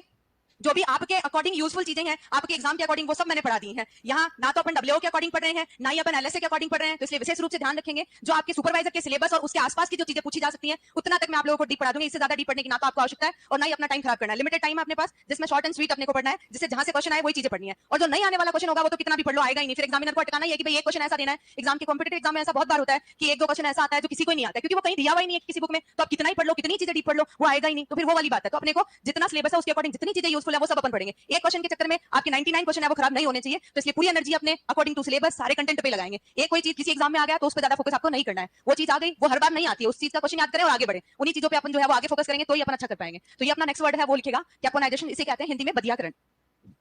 डीवर्मिंग, डीवर्मिंग का मतलब होता है पेट के कृमि नष्ट करना। पेट के कृमि नष्ट करने के लिए ऐसा नहीं है कि चिमटी लेके निकाले जाते हैं पेट से कीड़े, ऐसा नहीं किया जाता है। पेट के कृमि नष्ट करने के लिए उसको कृमिनाशक दवा पिलाई जाती है पानी के साथ। तो वो दवा एनिमल्स में भी पिलाई जाती है, ह्यूमंस में भी पिलाई जाती है और बर्ड्स में भी पिलाई जाती है, जिससे उनकी वेस्ट के थ्रू जो है वो कीड़े बाहर निकल जाते हैं। उसे ही डीवर्मिंग कहते हैं।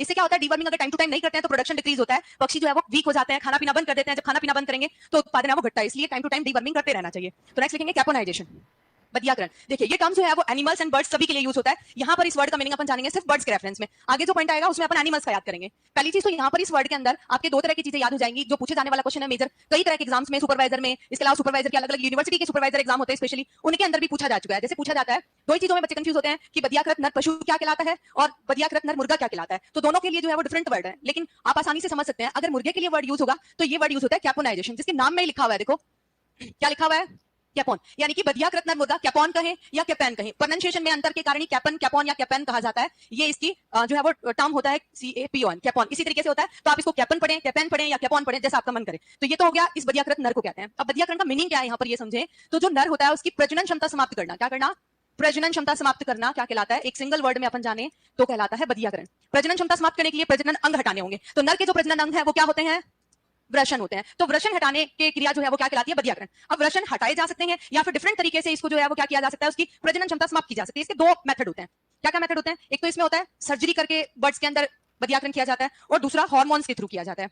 सर्जरी करके जो है वो इसमें जो बदियाकरण किया जाता है, सर्जरी के अंदर जो उसके वृषण कोष होते हैं नर के, वो उदर गुहा में पाए जाते हैं। वृषण कोष है वो उदर गुहा में होते हैं और किडनी के पास में होते हैं। किसके पास में, किडनी के पास में। थोड़ा सा ये डिफिकल्ट प्रोसीजर होता है, डिफिकल्ट सर्जरी होती है, इसलिए ये कम यूज की जाती है। अदरवाइज सर्जरी करके अगर वृषण कोष हटाए जाते हैं तो उसे सर्जिकल मेथड से कैपोनाइजेशन कहते हैं। दूसरा आता है हार्मोन मेथड से। हार्मोन मेथड इसमें क्या यूज करते हैं, जैसे आपने नाम सुना होगा, नर का मुख्य प्रजनन हार्मोन कौन सा होता है, नर का मुख्य प्रजनन हार्मोन। सिर्फ उसी को सुने, पहले से याद है उसको नहीं दोहराएं। मैंने कल भी आपको बताया था, क्वेश्चन में लिखा हुआ तो है, पूछा जा रहा है निम्न में से गाय की नस्ल नहीं है, और इतना ही दिमाग लग रहा है कि है, ऐसा ही पूछ रहे हैं। अब मैं पूछ तो रही हूँ कि नर का प्रजनन हार्मोन बता रहे हैं, मादा का प्रजनन हार्मोन। मैं ये थोड़ी पूछ रही हूँ जो इसमें लिखा हुआ है पहले से जो आपको याद है, मैं वो पूछ रही हूँ। दूसरा क्वेश्चन, अपोजिट क्वेश्चन, बताएं नर का मुख्य प्रजनन हार्मोन कौन सा, टेस्टोस्टेरोन। कौन सा, और मादा का मुख्य प्रजनन हार्मोन एस्ट्रोजन। क्लियर है सबके, यहां तक कोई कंफ्यूजन, दो हार्मोन होते हैं। अब अपने को क्या करना है, नर की प्रजनन क्षमता समाप्त करनी है। तो नर के अंदर जब शुक्राणु बनते हैं तो शुक्राणु बनने के लिए कौन सा हार्मोन रेस्पॉन्सिबल, टेस्टोस्टेरोन। तो इसका प्रभाव अपने को क्या करना है, कम करना है। तो इसका प्रभाव कम करने के लिए अपन आर्टिफिशियल जो हार्मोन है, जो आर्टिफिशियल हार्मोन एस्ट्रोजन है, उसका उपयोग करते हैं। किसका उपयोग करते हैं, एस्ट्रोजन का उपयोग करते हैं। और इस हार्मोन को जो है वो इंजेक्शन के थ्रू या फिर टैबलेट के थ्रू जो मुर्गा है उसके शरीर में पहुंचा दिया जाता है। नेक के पास कट लगा के या तो इसकी टैबलेट रख देते हैं या फिर इस हार्मोन का इंजेक्शन दे देते हैं, जिसके कारण एस्ट्रोजन हार्मोन का लेवल है नर के शरीर में बढ़ जाता है। जब एस्ट्रोजन का लेवल बढ़ेगा तो इसके कारण ऑटोमेटिकली टेस्टोस्टेरोन का लेवल क्या हो जाएगा, कम हो जाएगा। तो टेस्टोस्टेरोन का लेवल कम हो गया तो इसमें क्या नहीं बनेंगे, शुक्राणु नहीं बनेंगे। क्या नहीं बनेंगे, शुक्राणु नहीं बनेंगे, या यूं कहें कि वृषण की जो प्रजनन क्षमता है वो समाप्त हो जाएगी। तो इसी के कारण जो पक्षी है वो प्रजनन करने में सक्षम नहीं होगा, और उसी को अपन क्या कह देते हैं, बदियाकरण कह देते हैं। अब यहाँ पर हार्मोन एक यूज किया जाता है जो अपनी बुक में लिखा हुआ है, जिसका नाम आता है डाईइथाइल स्टिलवेस्ट्रॉल हार्मोन। डाईइथाइल स्टिलवेस्ट्रॉल हार्मोन होता है, ये हार्मोन उपयोग में लिया जाता है, लेकिन करंटली इसको बैन कर दिया गया है। क्या कर दिया गया है, इसको बैन कर दिया गया है सरकार के द्वारा, क्योंकि इससे जो प्राप्त, क्योंकि जब अगर इस हार्मोन, ये हार्मोन विशेष रूप से एस्ट्रोजन का आर्टिफिशियल रूप है, एस्ट्रोजन है वो आर्टिफिशियल रूप में, किस रूप में है, डाईइथाइल के रूप में। इस हार्मोन को इसलिए बैन किया गया क्योंकि इससे जो बदियाकृत नर है, मुर्गा है, उसका उपयोग किसमें किया जाता है, मांस उत्पादन के लिए किया जाता है विशेष रूप से। क्यों उपयोग करते हैं इसका, मांस के लिए उपयोग करते हैं। जब इसको बधियाकृत करेंगे तो जो प्रजनन क्षमता समाप्त हो जाएगी, जब प्रजनन क्षमता समाप्त हो जाएगी तो इसका जो प्रजनन के काम में आने वाली एनर्जी है वो बॉडी वेट बढ़ने में लगेगी। तो बॉडी वेट कैसा, बॉडी कैसी होगी, ज्यादा मांस है वो फैटी मीट होगा। कैसा मीट होगा, फैटी, ज्यादा मांस उत्पादन होगा। इसीलिए लोग क्या करते हैं, इस हार्मोन से क्या करते हैं, सर्जरी कर, इस हार्मोन से कैपोनाइजेशन करते हैं। लेकिन ये मानव स्वास्थ्य के लिए हानिकारक है, जिसके कारण इसको बैन कर दिया गया। लेकिन बुक्स के अकॉर्डिंग अपन यही पढ़ते हैं। अगर कोई कंट्रोवर्सी आती है तो उसके बाद आती है, अगर क्वेश्चन आता है तो फिर या तो एस्ट्रोजन हार्मोन आएगा या फिर इसमें से नाम आएगा। तो जो नाम आए उसके अकॉर्डिंग आपको आंसर करना है। हालांकि ये बैन हो चुका है, अब उपयोग नहीं किया जाता है, कारण क्योंकि ये मनुष्य के लिए हार्मफुल होता है। ये छोटी छोटी चीजें इसमें याद रखनी है। तो पहला क्वेश्चन यहां से बनने वाला, ये तो अपन ने पूरी चीजें जान ली, लेकिन इसमें याद क्या करना है, क्वेश्चन कहां से पूछे जाते हैं। पहला क्वेश्चन पूछा जाता है बधियाकृत नर मुर्गा क्या कहलाता है। फिर पूछा जाता है बधियाकरण का उद्देश्य।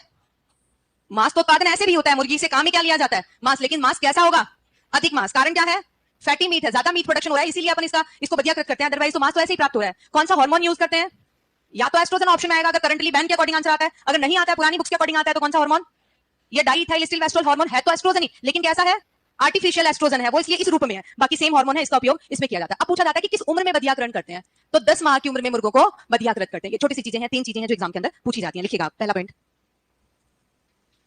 इसमें लिखिएगा मुर्गे की इंसानों में और पशु और पक्षियों में प्रजनन हार्मोन सेम ही होते हैं बच्चों, टेस्टोस्टेरोन एस्ट्रोजन ये सेम ही होते हैं। दोनों आ गए तो अंडरस्टूड है। ऐसा कभी आएगा क्या, दोनों एक ही हार्मोन है, एक आर्टिफिशियल और एक नेचुरल हार्मोन है। ऐसे क्वेश्चन मत किया करो रोज रोज कि मैम दोनों आ गए। तो आपको भी पता है कि जब 2 आंसर होते हैं तब क्वेश्चन क्या होता है, डिलीट। वो अपने पास अधिकार है कि अपन उस क्वेश्चन पर टिक लगा सकते हैं और वो क्वेश्चन डिलीट हो जाता है। ठीक है, तो इस तरह के क्वेश्चन नहीं करें। लिखा मुर्गे की प्रजनन क्षमता, मुर्गे की प्रजनन क्षमता समाप्त करना, मुर्गे की प्रजनन क्षमता समाप्त करना। इस एक ही वर्ड मीनिंग में सारी चीजें आ गई हैं जो मैंने आपको समझाया कि वर्षण हटाना है हार्मोन्स के थ्रू। तो ज्यादा डिटेल लिखने की आवश्यकता नहीं है, सिर्फ इतने से अपन समझ जाएंगे। दूसरा पॉइंट लिखेंगे बधियाकृत नर, बधियाकृत नर कैपेन, कैपेन, कैपोन, जैसा आपको अच्छा लगे। मैंने स्पेलिंग भी लिख दिया, हिंदी में भी लिख दिया, याद रहने के लिए। उसके वर्ड में ऑलरेडी आ रहा है, कैपोनाइजेशन में कैपोन आ रहा है। नेक्स्ट लिखेंगे उम्र, उम्र लिखेंगे किस उम्र में करते हैं, तो थोड़ा शॉर्ट में अपन लिख रहे हैं। उम्र लिखेंगे 10 माह। जब प्रजनन अंग क्रियात्मक हो जाते हैं तब इनका जो है वो उपयोग किया जाता है, इस मेथड का। नेक्स्ट लिखेंगे प्रयुक्त हार्मोन। सर्जरी करके तो डायरेक्टली कर देते हैं, वृषण हटा दिए जाते हैं, लेकिन ये थोड़ा रिस्की होता है। तो अपन डायरेक्ट जो यूजफुल पॉइंट है जहां से क्वेश्चन पूछ सकते हैं, सर्जरी करके तो सब एनिमल्स में कर सकते हैं। तो मेन चीज यहां पर है सिर्फ हार्मोन वाला पॉइंट जहां से क्वेश्चन बनता है। तो प्रयुक्त हार्मोन में नाम लिखेंगे डाइइथाइल, दोनों ही लिखने हैं, अगर लिख दिया तो अगली लाइन में दूसरा लिख लो, डाइइथाइल स्टिलवेस्ट्रोल हार्मोन। सभी नर, सिर्फ मुर्गे के सभी नर जो है जो बधियाकृत हैं वही कैपेन होते हैं, एनिमल्स के बुलक होते हैं। स्टिलवेस्ट्रोल हार्मोन ब्रैकेट में लिख लीजिए प्रतिबंधित या बैंड, जैसा आपको समझ में आए। ये क्या है, सरकार के द्वारा प्रतिबंधित है, बैंड है, या उपयोग में नहीं लिया जाता है। या लिख लीजिए या एस्ट्रोजन। अब कोई और हार्मोन है तो उसका पर्टिकुलर नाम नहीं है, वो वेटनरी के अंदर ही अपन पढ़ते हैं, तो यहाँ पर सीधा अपन एस्ट्रोजन ही याद रखेंगे, या एस्ट्रोजन। ठीक है, दोनों चीजें हो गई। यहाँ पर मेन मेन आने वाले सारे पॉइंट्स अपन ने लिख लिए हैं। ठीक है, उद्देश्य लिखेगा, एक पॉइंट और रह गया। उद्देश्य क्या है इसका, अधिक मांस उत्पादन, क्योंकि प्रजनन के काम में आने वाली एनर्जी डाइवर्ट होती है और डाइवर्ट होकर बॉडी वेट बढ़ता है। जब कोई काम नहीं लिया जाएगा नर को तो उसका बैठे बैठे वजन बढ़ेगा, वजन बढ़ेगा तो ज्यादा फैटी मीट होगा, ज्यादा फैटी मीट होगा तो प्रोडक्शन ज्यादा होगा, और इसी के कारण इसका उपयोग जो है वो किया जाता है। क्लियर सबके, कोई कंफ्यूजन, चले आगे, लिख लिया सबने। अगला नेक्स्ट वर्ड लिखेंगे फ्लशिंग, अगला वर्ड लिखेंगे फ्लशिंग। ये भी कई तरह के क्वेश्चंस, ये भी कई तरह के एग्जाम के अंदर पूछा जा चुका है, फ्लशिंग और स्टीमिंग अप। स्टीमिंग अप तो अभी 2024 में, मुझे एग्जाम का नाम याद नहीं आ रहा है, पूछा गया अभी यूनिवर्सिटी या किसी कोई एग्जाम में स्टीमिंग अप का क्वेश्चन पूछा गया था, थोड़ा सा घुमा के पूछा गया था। तो अपन बात करते हैं दोनों तरह के क्वेश्चन है, इनसे क्या क्या चीजें पूछी जाती हैं और क्या इसके अंदर क्वेश्चन बनता है। 2 तरह के वर्ड्स आते हैं। पहला आता है फ्लशिंग। फ्लशिंग वर्ड जो है वो भेड़ के लिए टर्म यूज होता है, और ये गाय और भैंस या फिर यूं कहें कि पशु में ज्यादातर गाय और भैंसी जो है वो जनरल वर्ड उसके लिए यूज किया जाता है। अगर भेड़ बकरी जहां पर यूज हो रही है वहां अलग से आ जाता है। तो या तो गाय भैंस आ सकता है या पशुओं के लिए आ सकता है। यहाँ पर भेड़ के लिए जो आ रहा है, तो भेड़ में प्रजनन मौसम शुरू होता है। भेड़ में प्रजनन मौसम जब शुरू होता है, प्रजनन मौसम शुरू होने से पहले जो अतिरिक्त आहार दिया जाता है, पहले दिया जाने वाला जो अतिरिक्त आहार है, दिया जाने वाला अतिरिक्त आहार क्या कहलाता है, फ्लशिंग, अतिरिक्त आहार। अब कि मैम ये क्यों दिया जाता है और कब प्रजनन मौसम शुरू होता है, तो स्पेशली आप जानते होंगे कि जो भेड़ और ऊंट जो होते हैं वो प्रजनन के आधार पर, ईस्ट्रस के आधार पर किस प्रकार के पशु होते हैं। जैसे गाय और भैंस जो होती हैं हर 21वें दिन हीट में आती है, लेकिन क्या भेड़ और ऊंट हर 21वें दिन हीट में आते हैं? क्या उनको कभी भी प्रजनित कराया जा सकता है हर महीने? नहीं कराया जा सकता। तो ऐसे एनिमल्स क्या कहलाते हैं जो हर 21वें दिन हीट दर्शाते हैं, जब उनको प्रजनित करवाया जा सकता है? वो एनिमल्स कैसे होते हैं, पॉलीस्ट्रस होते हैं। कैसे होते हैं, पॉलीस्ट्रस होते हैं, जिनको अपन बहुमध्य चक्र कहते हैं। क्या कहते हैं, बहुमध्य चक्र। यानी कि इसमें साल में ये पशु बहुत बार मध्य के लक्षण प्रकट करते हैं, इसलिए इसे बहुमध्य चक्र कह दिया। लेकिन जो भेड़ और ऊंट होता है वो क्या करते हैं, पर्टिकुलर सीजन में, इसलिए उन्हें क्या कहा गया है, सीजनल ईस्ट्रस एनिमल कहा गया है। सीजनली ईस्ट्रस एनिमल, हिंदी में बोले तो सीजन को क्या कहते हैं, मौसम। तो इसीलिए मौसमी मध्य चक्र इनमें पाया जाता है। ये पर्टिकुलर एक समय के अनुसार ही हीट दर्शाते हैं। जैसे ऊंटनी है, विशेष रूप से कब हीट के सिम्टम शो करती है, क्वेश्चन आ चुका एग्जाम में बहुत सारे। ऊंटनी जो है वो कब मध्य में आती है, सर्दियों में आते हैं। तो वो क्या है, उसका पर्टिकुलर टाइम है, इसी के कारण उसे क्या कहा गया है, सीजनल ईस्ट्रस एनिमल कहा गया है। ऐसे ही जो भेड़ होती है वो साल में 3 बार हीट के लक्षण शो करती है। प्रजनन दर उसी समय जो है उसको प्रजनन कराएंगे तो ही उसमें गर्भित होने की संभावना होती है, हर टाइम नहीं करा सकते हैं। जैसे भेड़ की मैं अगर बात करूं तो जो मैदानी भाग होते हैं और पहाड़ी भाग होते हैं तो उसमें अलग अलग टाइम पर हीट के सिम्टम शो होते हैं। मैदानी भाग के अंदर स्पेशली जब अपन बात करें तो मार्च अप्रैल गर्मी के सीजन में हीट के सिम्टम शो करती है। यहाँ पर इस एरिया में सॉरी उल्टा लिख दिया मैंने, मार्च अप्रैल में पहाड़ी क्षेत्र में हीट के सिम्टम शो करती है, और जो जुलाई जून जुलाई होता है उसके अंदर ये मैदानी भागों में हीट के सिम्टम शो करती है। इसके अलावा पोस्ट मानसून में जिसके अंदर सितंबर और अक्टूबर के अंदर, सितंबर और अक्टूबर का सीजन है वो हर एरिया के लिए सूटेबल होता है। मतलब इस टाइम चाहे किसी भी एरिया की भेड़ों को प्रजनित कराया जा सकता है, लेकिन जहां पहाड़ी क्षेत्र है वहां जो पशु है भेड़ उनको कब प्रजनित करा सकते हैं, सिर्फ मार्च अप्रैल में। इसी टाइम हीट के सिम्टम शो करेगी और तभी वो प्रजनित होती है। और मैदानी भागों में जून जुलाई में। तो पर्टिकुलर टाइम होता है, इसी के कारण इन एनिमल को सीजनल ईस्ट्रस कहा गया। अब अपने को पता है कि पहाड़ी क्षेत्र में मार्च अप्रैल का टाइम है वो प्रजनन का टाइम है, तो अपन इस डेफिनेशन के अकॉर्डिंग अगर बात करें तो प्रजनन मौसम शुरू होने से 2 से 3 सप्ताह पहले एक्स्ट्रा राशन दिया जाता है। क्या दिया जाता है, 2 से 3 सप्ताह पहले एक्स्ट्रा राशन दिया जाता है। उसे ही क्या कहते हैं, फ्लशिंग कहते हैं। ये क्यों दिया जाता है, ताकि उसमें क्या हो, प्रजनन दर बढ़े, ताकि उसमें क्या हो, भेड़ के अंदर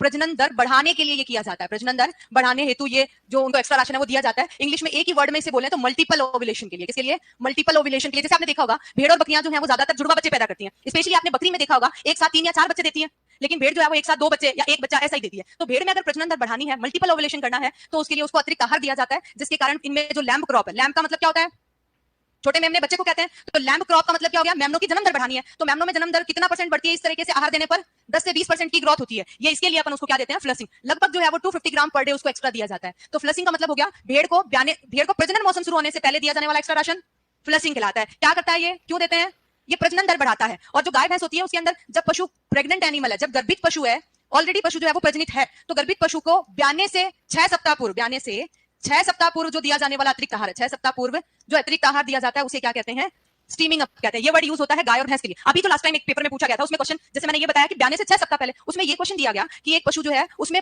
जो है वो प्रसव से मतलब जो प्रेगनेंसी है उसके लास्ट का जो टाइम है 8वें और 9वें महीने में जो उसको अतिरिक्त आहार दिया जाता है उसे क्या कहते हैं। तो क्वेश्चन का थोड़ा सा फॉर्मेट चेंज हुआ है, ध्यान दीजिएगा। मैंने क्वेश्चन क्या बोला कि अगर कोई प्रेग्नेंट एनिमल है और वो कितने महीने की गर्भित पशु है, 8 और 9 महीने की गर्भित पशु है, तो उसको अतिरिक्त आहार देना क्या कहलाएगा, यही वर्ड है। यहाँ पे मैंने बोला कि 92 से 6 सप्ताह पहले। और दूसरा क्वेश्चन मैंने पूछा कि पशु प्रेग्नेंट एनिमल में 8 से 9 जो महीने हैं उस टाइम अतिरिक्त आहार देना, तो एक ही बात होती है, उसे क्या कहते हैं, स्टीमिंग अप। इस तरीके से भी क्वेश्चन को थोड़ा घुमा दिया जाता है। तो आपको ध्यान रखना है, या तो पूछ लेंगे कि प्रसव से कुछ समय पहले दिया जाने वाला अतिरिक्त आहार, या प्रेगनेंसी का टाइम दे देंगे कि प्रेगनेंसी के लास्ट ट्राइमेस्टर में उसको जो एक्स्ट्रा राशन दिया जाता है उसे क्या कहते हैं। तो एनिमल एंड भेड़ के अंदर दोनों में ऐसा पूछा जा सकता है, वो क्या कहलाता है, स्टीमिंग अप। इसके लिए जो राशन दिया जाता है 7वें महीने में, 8वें महीने में और 9वें महीने में अलग अलग है। तो एवरेज 1 से 2 किलोग्राम प्रतिदिन दिया जाता है, लेकिन डिटेल में अपन इसका क्वेश्चन पूछा जाता है, इसलिए इसका क्वेश्चन अपन आहार वाले चैप्टर में पढ़ेंगे, या तो सिर्फ टर्म पढ़ेंगे। तो पहला लिखिएगा, समझ आया या नहीं आया। ये वाली चीज जो है वो सिर्फ आपके ये समझाने के लिए था कि सीजनल ईस्ट्रस क्या होता है। बाकी इसके बारे में डिटेल में जब अपन ये टॉपिक आएगा भेड़ वाला और ईस्ट्रस वाला जो मत चक्र मधकाल वाला, उस टाइम ये अपन डिटेल में डिस्कस करेंगे। तो हाल फिलहाल जो है ये सिर्फ इसको समझने के लिए था, इतना याद रखेंगे। अभी तो फ्लशिंग में लिखिएगा, इसमें लिखिएगा भेड़ में प्रजनन मौसम शुरू होने से 2 से 3 सप्ताह पहले, प्रजनन मौसम शुरू होने से 2 से 3 सप्ताह पहले दिया जाने वाला अतिरिक्त आहार, दिया जाने वाला अतिरिक्त आहार। हर एक टर्मिनोलॉजी अपने आप में इंपॉर्टेंट है, जहां से कोई भी क्वेश्चन पूछा जा सकता है। दिया जाने वाला अतिरिक्त आहार ब्रैकेट में लिख लीजिए 250 ग्राम प्रतिदिन। अब ये डिपेंड करता है कि जो एनिमल है वो एज क्या है और कितना बड़ा पशु है उस पे, लेकिन एक एवरेज जो है वो 250 ग्राम पर डे दिया जाता है। जैसे जैसे प्रेगनेंसी का टाइम बढ़ता है थोड़ा इसमें कम या ज्यादा मात्रा कर सकते हैं, लेकिन एवरेज इतना दिया जाता है। उद्देश्य क्या है इसका, क्यों देते हैं ये, तो उद्देश्य लिखिए इसका, प्रजनन दर, इसका पर्पस होता है प्रजनन दर बढ़ाने हेतु, इससे बच्चे ज्यादा पैदा हो इसके लिए उसको दिया जाता है। प्रजनन दर बढ़ाने का मतलब है बच्चे ज्यादा पैदा हो, अंडाणु की संख्या ज्यादा बने, अंडाणु की संख्या ज्यादा बने, इसी को अपन एक सिंगल वर्ड में क्या कहेंगे, मल्टीपल ओव्यूलेशन। तो इंग्लिश वर्ड भी जरूर लिखें, क्योंकि कई बार क्या होता है ये इंग्लिश वर्ड ऐसे हिंदी में दिया जाता है और आता ही है पेपर में, मल्टीपल ओव्यूलेशन ऐसा आ जाता है। तो अब इंग्लिश वर्ड याद हुए बिना नहीं होगा क्वेश्चन, तो याद होना चाहिए मल्टीपल ओव्यूलेशन। कोमा लगा के इसमें लिखेंगे, इससे लैम्ब क्रॉप, इससे लैम्ब क्रॉप, CROP है ना, लैम्ब क्रॉप, मेरी राइटिंग नहीं समझ में आया तो बता देना, क्रॉप 10 से 20% तक, लैम्ब क्रॉप 10 से 20% तक बढ़ती है। ठीक है, लास्ट के 7 से 15 दिन में तो आहार वैसे ही कम किया जाता है, तो लास्ट के 7 से 15 दिन का आहार नहीं कह सकते हैं अपन उसको, सिर्फ जो लास्ट ट्राइमेस्टर कह सकते हैं, लास्ट के दिनों में अपन कह सकते हैं, क्योंकि उस टाइम सिचुएशन डिफरेंट होती है। मैं आगे बताऊंगी जिसको अपन क्या कहते हैं और उस टाइम अतिरिक्त आहार देने पर क्या फर्क पड़ता है, तो वो अगले पॉइंट में आएगा। इसके लिए लिखेंगे नेक्स्ट वर्ड स्टीमिंग अप, अगला लिखेंगे स्टीमिंग अप। ये हो गया फ्लशिंग, फ्लशिंग का उद्देश्य हो गया और क्या होता है, कब दिया जाता है। स्पेशली भेड़ में दिया जाता है, बकरी में ज्यादा देने की आवश्यकता नहीं होती है, इसलिए बकरी वर्ड यहाँ पर यूज नहीं होता है। फिर भी अगर बकरी आता है तो फ्लशिंग टर्म ही यूज करते हैं, क्योंकि बकरी में ऑलरेडी मल्टीपल ओव्यूलेशन होता है। अभी मैंने यही एग्जांपल आपको दिया कि बकरियां 3 से 4 बच्चे पैदा करती हैं और जो भेड़ होती है उसमें कम प्रजनन दर होती है, इसके कारण भेड़ को एक्स्ट्रा दिया जाता है। और गाय भैंस में ऐसा कोई उद्देश्य नहीं होता है, क्योंकि गाय भैंस में जनरली क्या कैसा बर्थ पाया जाता है, सिंगल बर्थ ही होता है। कुछ स्पेशल कंडीशन में मल्टीपल बर्थ होता है, अदरवाइज गाय भैंस हमेशा एक ही बच्चे को जन्म देती है। इसलिए इनमें प्रजनन दर बढ़ाने के लिए नहीं करते हैं, सिर्फ उसको प्रिपेयर किया जाता है नेक्स्ट काविंग के लिए, तो एक्स्ट्रा राशन दिया जाता है, ताकि जैसे ही उसमें प्रजनन के बाद का जब समय होता है, प्रसव के बाद का समय होता है, उस टाइम पशु में कई बार कैल्शियम की कमी हो जाती है, कई बार पशु में वीकनेस आती है, तो उससे रिकवर करने के लिए उसको एक्स्ट्रा राशन देते हैं। और जो शरीर के अंदर भ्रूण है उसको अच्छा पोषण मिले, उसके लिए एक्स्ट्रा राशन दिया जाता है। दोनों का पर्पस अलग अलग है, इसलिए अलग अलग टर्म पढ़ रहे हैं, अदरवाइज तो एक ही पढ़ लेते हैं अपन। तो लिखेंगे इसमें स्टीमिंग अप, इंग्लिश में लिखें तो स्टीमिंग अप। इसमें लिखेंगे पशुओं, गर्भित पशुओं को, इसमें लिखेंगे गर्भित पशुओं को ब्याने से लिखें या प्रसव से लिखें, जैसा आपको अच्छा लगे ना। ब्याने से ब्रैकेट में लिख लो प्रसव, ब्रैकेट में लिख लो प्रसव, मतलब होता है पशु के ब्याने के पहले। गर्भित पशुओं को ब्याने से 6 सप्ताह पूर्व, ब्याने से 6 सप्ताह पूर्व दिया जाने वाला अतिरिक्त आहार, दिया जाने वाला अतिरिक्त आहार, 6 सप्ताह पूर्व दिया जाने वाला अतिरिक्त आहार। देखो जनरल वे में अपन 6 सप्ताह लिख रहे हैं, कई बार एग्जाम के अंदर 6 से 8 सप्ताह भी आता है। जो इसकी एवरेज रेंज दे रखी है वो 6 से 8 सप्ताह दे रखी है, लेकिन ये मिनिमम है, तो आप ब्रैकेट में ये लिख लीजिए 6 से 8 सप्ताह, एवरेज रेंज लिख लीजिए, क्योंकि आजकल रेंज वाले क्वेश्चन भी आते हैं। ब्रैकेट में लिख लीजिए 6 से 8 सप्ताह। तो अगर मान लो 8 भी आता है तो वो एक ही बात है, इसके बाद वाला जो भी समय होगा, जो एक्स्ट्रा राशन दिया जाएगा, वो क्या कहलाएगा, स्टीमिंग अप। अब इसका जो पूछा गया क्वेश्चन है उस तरीके से भी लिखवा दूं एक लाइन, या फिर समझ जाओगे ऐसे ही, समझ जाओगे। दूसरी लाइन इस तरीके से थी, ये तो मैंने कहा कि प्रसव से 6 सप्ताह पूर्व। दूसरा ऐसे दिया गया था कि गर्भित पशु को 8वें महीने में जो एक्स्ट्रा अतिरिक्त आहार दिया जाता है उसे क्या कहते हैं, तो 8वें महीने में दिया जाने वाला अतिरिक्त आहार क्या कहलाएगा, वो एक ही बात है ना, एक ही लैंग्वेज में ही अंतर है, सिर्फ क्वेश्चन के फॉर्मेट में अंतर है, बाकी बात एक ही है। इसके अंदर कितना कितना दिया जाता है तो वो डिफरेंट होता है, जैसे 7वें महीने में 1.5 किलो दिया जाता है, फिर 8वें महीने में 2 किलो दिया जाता है, 9वें महीने में 2.5 से 3 किलो दिया जाता है, एवरेज देखें तो 1 से 2 किलो देते हैं। तो इसका पूरा जो डिटेल डिस्क्रिप्शन है वो अपन आहार वाले चैप्टर में पढ़ेंगे, यहाँ पे इतना याद रखेंगे। क्लियर सबके, कोई कंफ्यूजन दोनों टर्म्स में, दोनों का मीनिंग अलग अलग है, दोनों अलग अलग एनिमल्स के लिए यूज हो रहे हैं। अगला लिखेंगे down cover, down cover English word है इसको, डाउन कवर, एल साइलेंट होता है, CALF, काफ किसको कहते हैं, इसमें एल साइलेंट रहता है, काफ किसको कहते हैं, बछड़े को कहते हैं, किसको कहते हैं, बछड़े को कहते हैं। तो बछड़ा देने से पहले का जो समय होता है, या फिर यूं कहें कि प्रेगनेंसी का जो लास्ट समय होता है उसे क्या कहते हैं, डाउन कवर कहते हैं। जो एंड टाइम होता है प्रेगनेंसी का उसे डाउन कवर कहते हैं। सिंपल वर्ड्स में अपन समझें तो जो गर्भित पशु है उसके प्रसव से 15 दिन पूर्व का अनुमानित समय, प्रसव से 15 दिन पूर्व का जो अनुमानित समय होता है उसे क्या कहते हैं, डाउन कवर कहते हैं। आपकी मैम ये क्यों जानना जरूरी है और ये क्यों ये वर्ड है वो अपन पढ़ते हैं, तो इस समय एनिमल बॉडी में फिजिकल चेंजेस होते हैं, एनिमल की स्पेशल केयर करनी पड़ती है। डाउन, जैसे आपने देखा होगा कि अलग अलग एनिमल्स के लिए अलग अलग स्थान की आवश्यकता होती है। जैसे मान लो गाय भैंसों के अंदर जो बड़े एनिमल है, जैसे नर पशु है तो उनको अलग रखा जाता है, मादा पशु को अलग रखते हैं। अगर कोई एनिमल है जो दूध नहीं दे रही है तो उसको अलग रखा जाता है, जो दुधारू है उनको अलग रखा जाता है, ताकि उनकी केयर है वो आसान हो जाए। ठीक ऐसे ही अगर कोई पशु ब्याने वाला है तो उसको क्या रखा जाता है, अलग शेड में रखा जाता है। जो ब्याने वाले पशु होते हैं उनको रखा जाता है, उसे क्या कहते हैं, जो ब्याने वाला पशु होता है या प्रसव के लिए जो पशु के लिए स्पेस अवेलेबल कराया जाता है उसे क्या कहते हैं, इस वर्ड से लिए बताओ। अच्छा ये बताओ कि बीमार पशु को रखने का स्थान क्या कहलाता है, क्या कहलाता है, बीमार पशु है उसको अपन सेपरेट करेंगे पहली बात तो ग्रुप से, तो क्या कहेंगे, सेपरेट करना क्या कहलाता है, पढ़ा चुकी हूं मैं, कलिंग कहेंगे। और सेपरेट करके रखना क्या कहलाता है, अभी अपने कोविड सीजन आया था तो क्या कहते हैं उसको, 15 दिन तक अलग रख रहे थे, वो आशंका के चलते रख रहे थे तो वो आइसोलेशन होता है। तो आइसोलेशन बॉक्स का उपयोग किया जाता है बीमार पशु के लिए या आशंका वाले एनिमल के लिए। लेकिन जो एनिमल जिसमें प्रसव होने वाला है, प्रसव क्रिया को इंग्लिश में क्या बोलते हैं, बच्चा क्या कहलाता है, कफ। थोड़े थोड़े वर्ड्स इन्हीं से देखो, इन्हीं के अंदर सारी चीजें छुपी हुई हैं, ज्यादा याद करने की रटने की जरूरत नहीं है। ऐसा नहीं है कि एनिमल हस्बेंड्री में सारे वर्ड्स रटने पड़ते हैं, कुछ चीजें उन्हीं से समझ आ जाएगी। तो बच्चा क्या कहलाता है, काफ। तो काफ से बच्चा देने की क्रिया काविंग, काफ से बच्चा देने की क्रिया, बच्चा देने की क्रिया को किस नाम से जानते हैं, प्रसव कहते हैं। बच्चा देना प्रसव, प्रसव को ही अपन काविंग कहते हैं एक साइंटिफिक वर्ड में। तो काविंग के लिए जो स्पेस अवेलेबल कराया जाएगा उसे क्या कहेंगे, जैसे आइसोलेशन के लिए आइसोलेशन बॉक्स, तो इसके लिए कैसा हो गया, काविंग बॉक्स हो गया। क्या उपलब्ध कराया जाएगा, काविंग बॉक्स। तो ऐसे थोड़ा थोड़ा याद रखा करो। तो जो प्रसव के लिए उसको एक्स्ट्रा मतलब उसको अलग स्पेस दिया जाएगा, क्योंकि जब प्रसव का समय होता है तो पशु ज्यादा खड़ा नहीं रह पाता है, खड़े रहने में असमर्थ होता है, बार बार बैठ नहीं पाता है, तो उसके लिए ज्यादा स्पेस की आवश्यकता होती है। तो इसके कारण जो उसको अलग स्थान उपलब्ध कराया जाता है, जनरल पशु के साथ नहीं रखते हैं,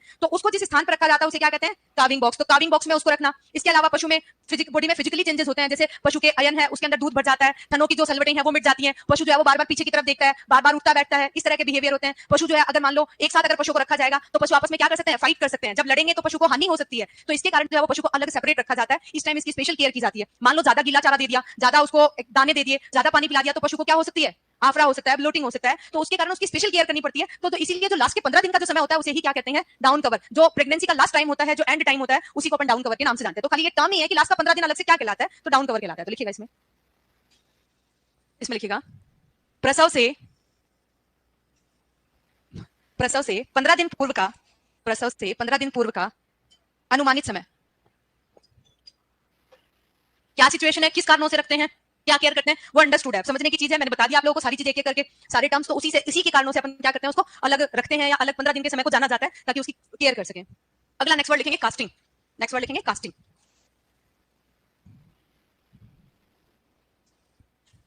लिखा। कास्टिंग में तीन तरह के क्वेश्चन पूछे जाते हैं। पहली चीज तो कास्टिंग होती क्या है, दूसरी चीज आती है कि कास्टिंग जो है वो होती क्या है। तो अपन देखें कि पशु को जमीन पर गिराना, कहां पर गिराना, जमीन पर गिराना क्या कहलाता है, कास्टिंग। अब दूसरी चीज आती है गिराते क्यों है, तो विभिन्न क्रियाओं के लिए गिराते हैं। विभिन्न क्रियाएं डिफरेंट तरह की हो सकती हैं। विभिन्न क्रियाएं किन किन क्रियाओं के लिए पशु को जमीन पर गिराते हैं अपन, अलग अलग तरह के कारण होते हैं। जैसे मान लो पशु में क्या करनी है, सींग काटना है, या फिर पशु में क्या होगा,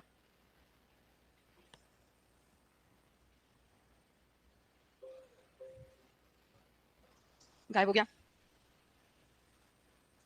हाँ, तो अपन कहां थे, विभिन्न क्रियाओं के लिए पशु को जमीन पर गिराया जाता है। सींग काटने के लिए गिराते हैं, दूसरा सर्जरी के लिए गिराते हैं, तीसरा दवाई देना है, कोई इंजेक्शन देना है, तो पशु कहेंगे ले बेटा पी ले, ऐसे थोड़ी पिएगा वो, उसको क्या करना होगा, कंट्रोल करना होगा। एक सीधे से वर्ड मीनिंग में अपन जाने तो पशु को क्यों गिराते हैं, कंट्रोल करने के लिए। किसके लिए, कंट्रोल करने के लिए। कंट्रोल किन किन कारणों के लिए करते हैं, या तो उसकी सर्जरी करनी है क्योंकि बड़ा एनिमल है, तो ऐसे नहीं जो है वो कोई भी काम अपन नहीं कर सकते हैं जनरल वे में। छोटे भेड़ बकरी है तो उनको तो हाथ से गिरा देंगे तो वो कर लेंगे, लेकिन यहाँ पर जो है वो प्रॉपर कंट्रोल करना होता है। तो सींग काटने के लिए कंट्रोल करेंगे, कोई दवाई देना है, इंजेक्शन देने के लिए, या फिर पशु में कोई बधियाकरण करना है उसके लिए पशु को गिरा सकते हैं, या फिर पशु में खुर काटना है, या फिर पशु में कोई बुल नोज रिंग डालनी है, नोज रिंग अगर डालेंगे तो भी पशु को क्या करना होगा, कंट्रोल करना होगा। तो इन सब कारणों के लिए पशु को क्या किया जाता है, जमीन पर गिराया जाता है। अब क्वेश्चन ये आता है कि मैम गिराते किस तरफ है, गिराते किस साइड है। तो साइड कैसे आप याद रखेंगे, इसमें बहुत कंफ्यूजन होता है कि कैसे याद रखा जाए। तो क्योंकि दो तरह की चीजें आती है, एक तो आपके वर्ड आता है कि जो आफरा होता है उसमें पशु के किस भाग में सूजन आती है, और दूसरा क्वेश्चन आता है कि कास्टिंग में किस भाग से पशु को गिराते हैं। तो इसके लिए आप एक ही वर्ड याद रखेंगे जिससे दोनों चीजें आपको याद हो जाएंगी। क्या याद रखेंगे, कांदा वर्ड सुना आपने, प्याज को ही कहते हैं ना, कांदा जो है वो याद रखना है। तो कहां से याद होगा आपको, कास्टिंग, और दां से दाई तरफ। तो दाई तरफ गिराया जाता है। बाई तरफ क्यों नहीं गिराते हैं, बाई तरफ क्या आ सकता है उसको, आफरा आ सकता है। आफरा का कारण क्या होता है, रूमेन में चारा होता है, अगर उस साइड से गिराया तो उसको किणवन हो सकता है। तो रूमेन जो होता है पशु का इस तरफ होता है, इसीलिए उसको बाई तरफ नहीं गिराया जाता है। तो अगला क्वेश्चन, ये तो ये याद हो गया कि दाई तरफ गिराते हैं। तो क्वेश्चन पूछा जाए, आफरा रोग में पशु के किस भाग में सूजन आती है, दाई या बाई तरफ। तो ये क्वेश्चन यहां से याद हो जाएगा। दो क्वेश्चन आपका कभी गलत नहीं होगा। ये जो कंफ्यूजिंग वाले पॉइंट है उन सबके लिए अपन ट्रिक के साथ पढ़ेंगे ताकि वो चीजें अपने गलत नहीं हो। मेन चीज यहीं पे गलत होती है। तो याद रखिएगा कि कांदा वर्ड याद रखने से कास्टिंग में दाईं तरफ गिराते हैं क्योंकि अपोजिट साइड में रूमेन होता है। तो इसलिए क्वेश्चन अगला पूछा जाए कि आफरा में किस साइड सूजन आती है, तो बाईं तरफ सूजन आती है। सीधा सा क्वेश्चन याद हो गया। तो ये यहाँ पर अपने देखा कि दाईं तरफ गिराया जाता है। अब तीसरा क्वेश्चन पूछा जाता है कि मैम गिराते कैसे हैं, क्या धक्का देके गिरा देते हैं, एनिमल को धक्का देके गिराते हैं, नहीं गिराते, कुछ प्रॉपर तरीके से गिराते हैं। अगर धक्का देके मान लो गिरा भी दे, एक तो अकेला आदमी गिरा नहीं सकता, चार पांच जने मिलकर कि हम गिरा देंगे तो गिरा दिया, तो पशु को क्या लग सकती है, चोट लग सकती है। इसीलिए सही विधि से गिराया जाता है। दो मेथड होते हैं, रियूफ और बुरलेफ। दोनों में रस्सी दिखाई गई है कि किस माध्यम से रस्सी को बांधा जाता है, और उसके बाद पीछे से पुल करते हैं, खींचते हैं, जिसके कारण पशु सिस्टम से गिरता है और पशु को किसी प्रकार की चोट नहीं लगती। उसके बाद गर्दन से जो है वो पास से उसको टच करके बांध दिया जाता है, और फिर जो भी प्रक्रिया करनी है वो अपन आसानी से कर सकते हैं। यही मेथड क्या कहलाता है, कास्टिंग। एक छोटा सा वीडियो अपन देखेंगे, पहले अपन इसको लिख लेते हैं। तो लिखिएगा, विभिन्न क्रियाओं, विभिन्न क्रियाओं जैसे सर्जरी, सींग रोधन, बुल नोज रिंग डालना, बुल नोज रिंग बोर्ड पे लिखा हुआ है, हर वर्ड बोर्ड पे लिखा हुआ है, बुल नोज रिंग। देखा होगा आपने, पशु के नाथ डाली जाती है एक जनरल भाषा में। वो क्यों डालते हैं, जब पशु ज्यादा आक्रामक होते हैं। आक्रामक होते हैं तो उनको कंट्रोल करने के लिए नाक में वो जो नाथ डाली जाती है उसी को बुल नोज रिंग कहते हैं। देखा होगा आपने, जो साउथ में जो गेम खिलवाए जाते हैं, जो बुल फाइटिंग होती है, उसमें नाक में ऐसा पहना हुआ होता है क्योंकि उसको कंट्रोल कर सकते हैं। तो ये बुल नोज रिंग कंट्रोल करने के लिए डालते हैं। आदि, कुछ वर्ड्स इतने ठीक है। आदि, विभिन्न क्रियाओं जैसे सर्जरी, सींग रोधन, बुल नोज रिंग आदि हेतु, हेतु पशुओं को जमीन के दाई तरफ गिराना, जमीन के दाई तरफ गिराना। इंग्लिश में बोले तो राइट साइड गिराते हैं, दाई तरफ गिराना। तो इसमें सारी चीजें आ गई। जमीन पर गिराना आ गया, किन के लिए गिराया जाता है, किस साइड से गिराया जाता है। नेक्स्ट लिखेंगे इसके क्या क्या मेथड है, विधि लिखेंगे। विधि वैसे तो इतना ज्यादा डीप अपने सिलेबस में नहीं है। अलग अलग एनिमल को गिराने के अलग अलग मेथड होते हैं। जैसे ऊंट के लिए अलग तरीका है, घोड़े के लिए अलग है, लेकिन वो कोर्स में नहीं आता और ना ही इनके मेथड्स आते हैं। तो सिर्फ जो गाय और भैंस के लिए जनरल वे में यूज किए जाते हैं, बस खाली उनके नाम नाम अपन लिख लेते हैं। तो लिखेगा पहला रियूव विधि, दूसरा लिखेंगे बुरलेज विधि, खाली नाम नाम लिखेंगे। अब की मैम इनमें से कौन सी ज्यादा अच्छी है, तो दोनों मेथड अपन देखते हैं, फिर आपको पता चलेगा कि कौन सी बेस्ट है, कौन से में इजी तरीके से पशु को गिराया जा सकता है। बाई तरफ रूमेन के कारण आफरा की संभावना रहती है। जिन चीजों के रीजन है वो साथ में मैं बताते जा रही हूँ ताकि आपको बाद में कुछ भी चीज पूछने की आवश्यकता नहीं हो, क्योंकि आप जैसे कई सुपरवाइजर के बच्चे हैं वो पढ़ चुके हैं, तो उनके मन में आने वाले सारे प्रश्न हैं मैं पहले ही आपको बता रही हूँ। फिर भी कोई आपके नया प्रश्न आता है तो आप पूछ सकते हैं। अगला लिखेंगे, नेक्स्ट क्या हो गया, अगला कहाँ टाइम हो गया, मुझे टाइम बताने की जरूरत नहीं है। एक तो मैं पहन के आती हूँ, दूसरा इस पे भी टाइम आता है, तीसरा उधर भी घड़ी लगी हुई है। आपको टाइम बताने के लिए रखा गया है क्या, आप किसकी फीस दे रहे हैं कि टाइम बताएंगे।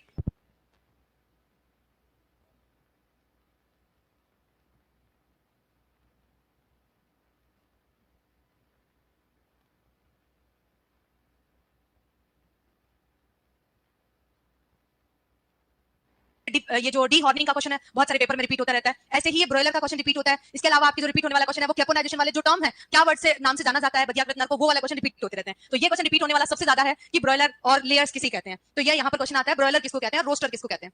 दोनों का वर्ड मीनिंग एक ही होता है कि मांस उत्पादन वाली मुर्गियां क्या कहलाती हैं, ब्रॉयलर। मांस उत्पादन वाली मुर्गियां ब्रॉयलर कहलाती हैं। अब कि मैम जब दोनों का वर्ड मीनिंग एक ही है तो आप अलग अलग क्यों पढ़ा रहे हैं? ऐसा इसलिए पढ़ रहे हैं कि दोनों की एज में अंतर होता है। 6 से 8 सप्ताह की जो मुर्गियां होती हैं वो तो ब्रॉयलर कहलाती हैं, और 9 से 12 सप्ताह की मुर्गियां क्या कहलाती हैं, रोस्टर्स। तो ये तो छोटी उम्र की मुर्गियां हो गई, और ये यंग एज चिकन हो गई। क्या हो गई, ये यंग एज हो गई, ये थोड़ी जवान है, तो इसलिए इन्हें क्या कह दिया, रोस्टर। इन्हें रोस्ट करके खाया जाता है। और ये जो है वो ब्रॉयलर जो छोटे मांस के लिए काम में लाई जाती है, यानी कि दोनों ही मुर्गियां मांस के काम में लेते हैं। लेकिन अगर क्वेश्चन पूछा जाए कि मांस उत्पादन वाली मुर्गियां क्या कहलाती हैं, ऑप्शन में ब्रॉयलर और रोस्टर दोनों आ जाए, तो सबसे उपयुक्त मांस उत्पादन वाली मुर्गियां क्या होती हैं, ब्रॉयलर होती है। यहाँ पर दोनों ऑप्शन आ सकते हैं क्योंकि दोनों के अंदर ज्यादा एप्रोप्रिएट जो है वो ब्रॉयलर होती है, तो इसलिए 6 से 8 सप्ताह वाली मुर्गियां ब्रॉयलर कहलाती है। अब क्वेश्चन ये आता है कि इनकी एज क्या होती है, तो मतलब इनका वजन कितना होता है। तो 6 सप्ताह का जो चूजा होता है उसका शरीर भार 1.5 किलोग्राम होता है। कितना वजन होता है, 1.5 किलोग्राम। लगभग 6 से 8 सप्ताह का चूजे का वजन 1.5 से 2 किलोग्राम होता है। और ये डिपेंड करता है कि मुर्गी की नस्ल कौन सी है। जो नस्ल है आपने पढ़ा होगा कि जो मुर्गी की ऐसा वर्ग बताएं जिसकी मुर्गियां आकार में बड़ी होती हैं। कौन सा वर्ग है जिसकी मुर्गियां आकार में बड़ी होती हैं? अरे मैं वर्ग पूछ रही हूँ, क्वेश्चन को ध्यान से सुने। मैं आपको आ रहा है वो क्वेश्चन नहीं पूछती हूँ, थोड़ा सा डिफरेंट पूछती हूँ, तो आप उसका आंसर दें। मैं पूछ रही हूँ वर्ग के बारे में। वर्ग कौन कौन से वर्ग की मुर्गियां होती है बताओ। नाम सुना आपने, अमेरिकन वर्ग या नहीं सुना, इंग्लिश वर्ग, मेडिटेरियन वर्ग, ऐसे नाम सुना है। अब इसमें आपको बताना है कि कौन से वर्ग की मुर्गियां जो है वो आकार में बड़ी होती हैं। अमेरिकन वर्ग की मुर्गियां आकार में बड़ी होती है। पूछा जाए सर्वाधिक अंडा उत्पादक वर्ग कौन सा है, ऐसा क्वेश्चन आजकल पूछे जा रहे हैं। डायरेक्ट ये नहीं पूछते हैं कि नस्ल का नाम क्या है।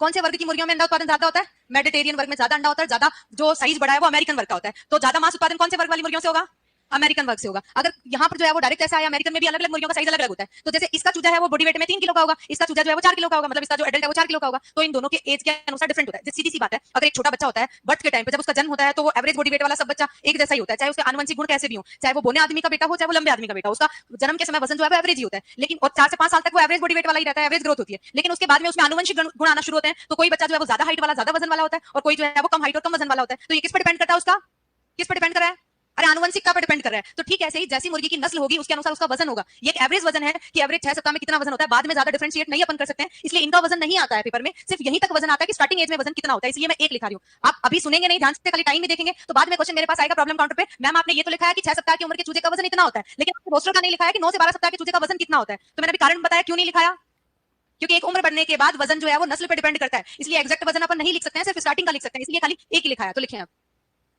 पहला लिखेंगे मांस उत्पादन वाली मुर्गियां, ब्रॉयलर में लिखेंगे मांस उत्पादन वाली मुर्गियां, ब्रैकेट में लिखो 6 से 8 सप्ताह। किस उम्र वाली मुर्गियों कहते हैं, ब्रॉयलर, 6 से 8 सप्ताह। नेक्स्ट लिखेंगे 6 सप्ताह के चूजे का भार, 6 सप्ताह के चूजे का भार 1.5 किलो, 1.5 केजी। और अगर 6 से 8 सप्ताह का पूछ लिया जाए तो 1.5 से 2 किलो, ये भी लिख लो ब्रैकेट में। 6 से 8 सप्ताह के चूजे का वजन 1.5 से 2 किलो। तो थोड़ा सा अगर थोड़ा सा अंतर भी आता है तो आप इतना कर सकते हैं, बाकी का डिफरेंशिएट नहीं कर सकते हैं। 1.5 से 2 किलो, ठीक है। अगला लिखेंगे रोस्टर्स। नेक्स्ट लिखेंगे रोस्टर्स। रोस्टर्स एक तरीके से यंग चिकन्स होते हैं, सिर्फ इनमें एज का डिफरेंस होता है, होता मास वाला ही है। तो जैसा लिख लो मास, मास इतना ही लिख लो बस, बाकी सेम डेफिनेशन है। और एज लिख लो 9 से 12 सप्ताह। ये ब्रॉयलर से थोड़ी बड़ी एज की होती है, काम सेम होता है। 9 से 12 सप्ताह के मास वाली मुर्गियां या मास वाले चूजे, बस इतना याद रखना है। इसके अंदर वजन लिखने की अपने को जरूरत नहीं है, इसके लिए वजन अपन डिफरेंशिएट नहीं कर सकते हैं। तो ये आपके आज के पॉइंट्स थे। यहाँ तक किसी के कुछ पूछना है तो पूछ लीजिए। अभी वैसे ही टर्मिनोलॉजी में बहुत स्लो चल रहा है, इसलिए लास्ट में रिवीजन की जरूरत नहीं है, क्योंकि 6-7 पॉइंट ही पढ़ रहे हैं अपन। जैसे ही टर्मिनोलॉजी कंप्लीट होगी उसके बाद टॉपिक कंप्लीट होंगे तो अपन लास्ट रिवीजन भी करेंगे। बैठ जाओ भाई, पहले एक बार बैठ तो जाओ क्लास में, जल्दी है, जब तक तो बैठो, बैक बहुत जल्दी करते हो। मेडिटेरियन के बारे में मुर्गी की नस्लें आएंगी तब बताऊंगी। यहाँ तक किसी के कुछ पूछना है?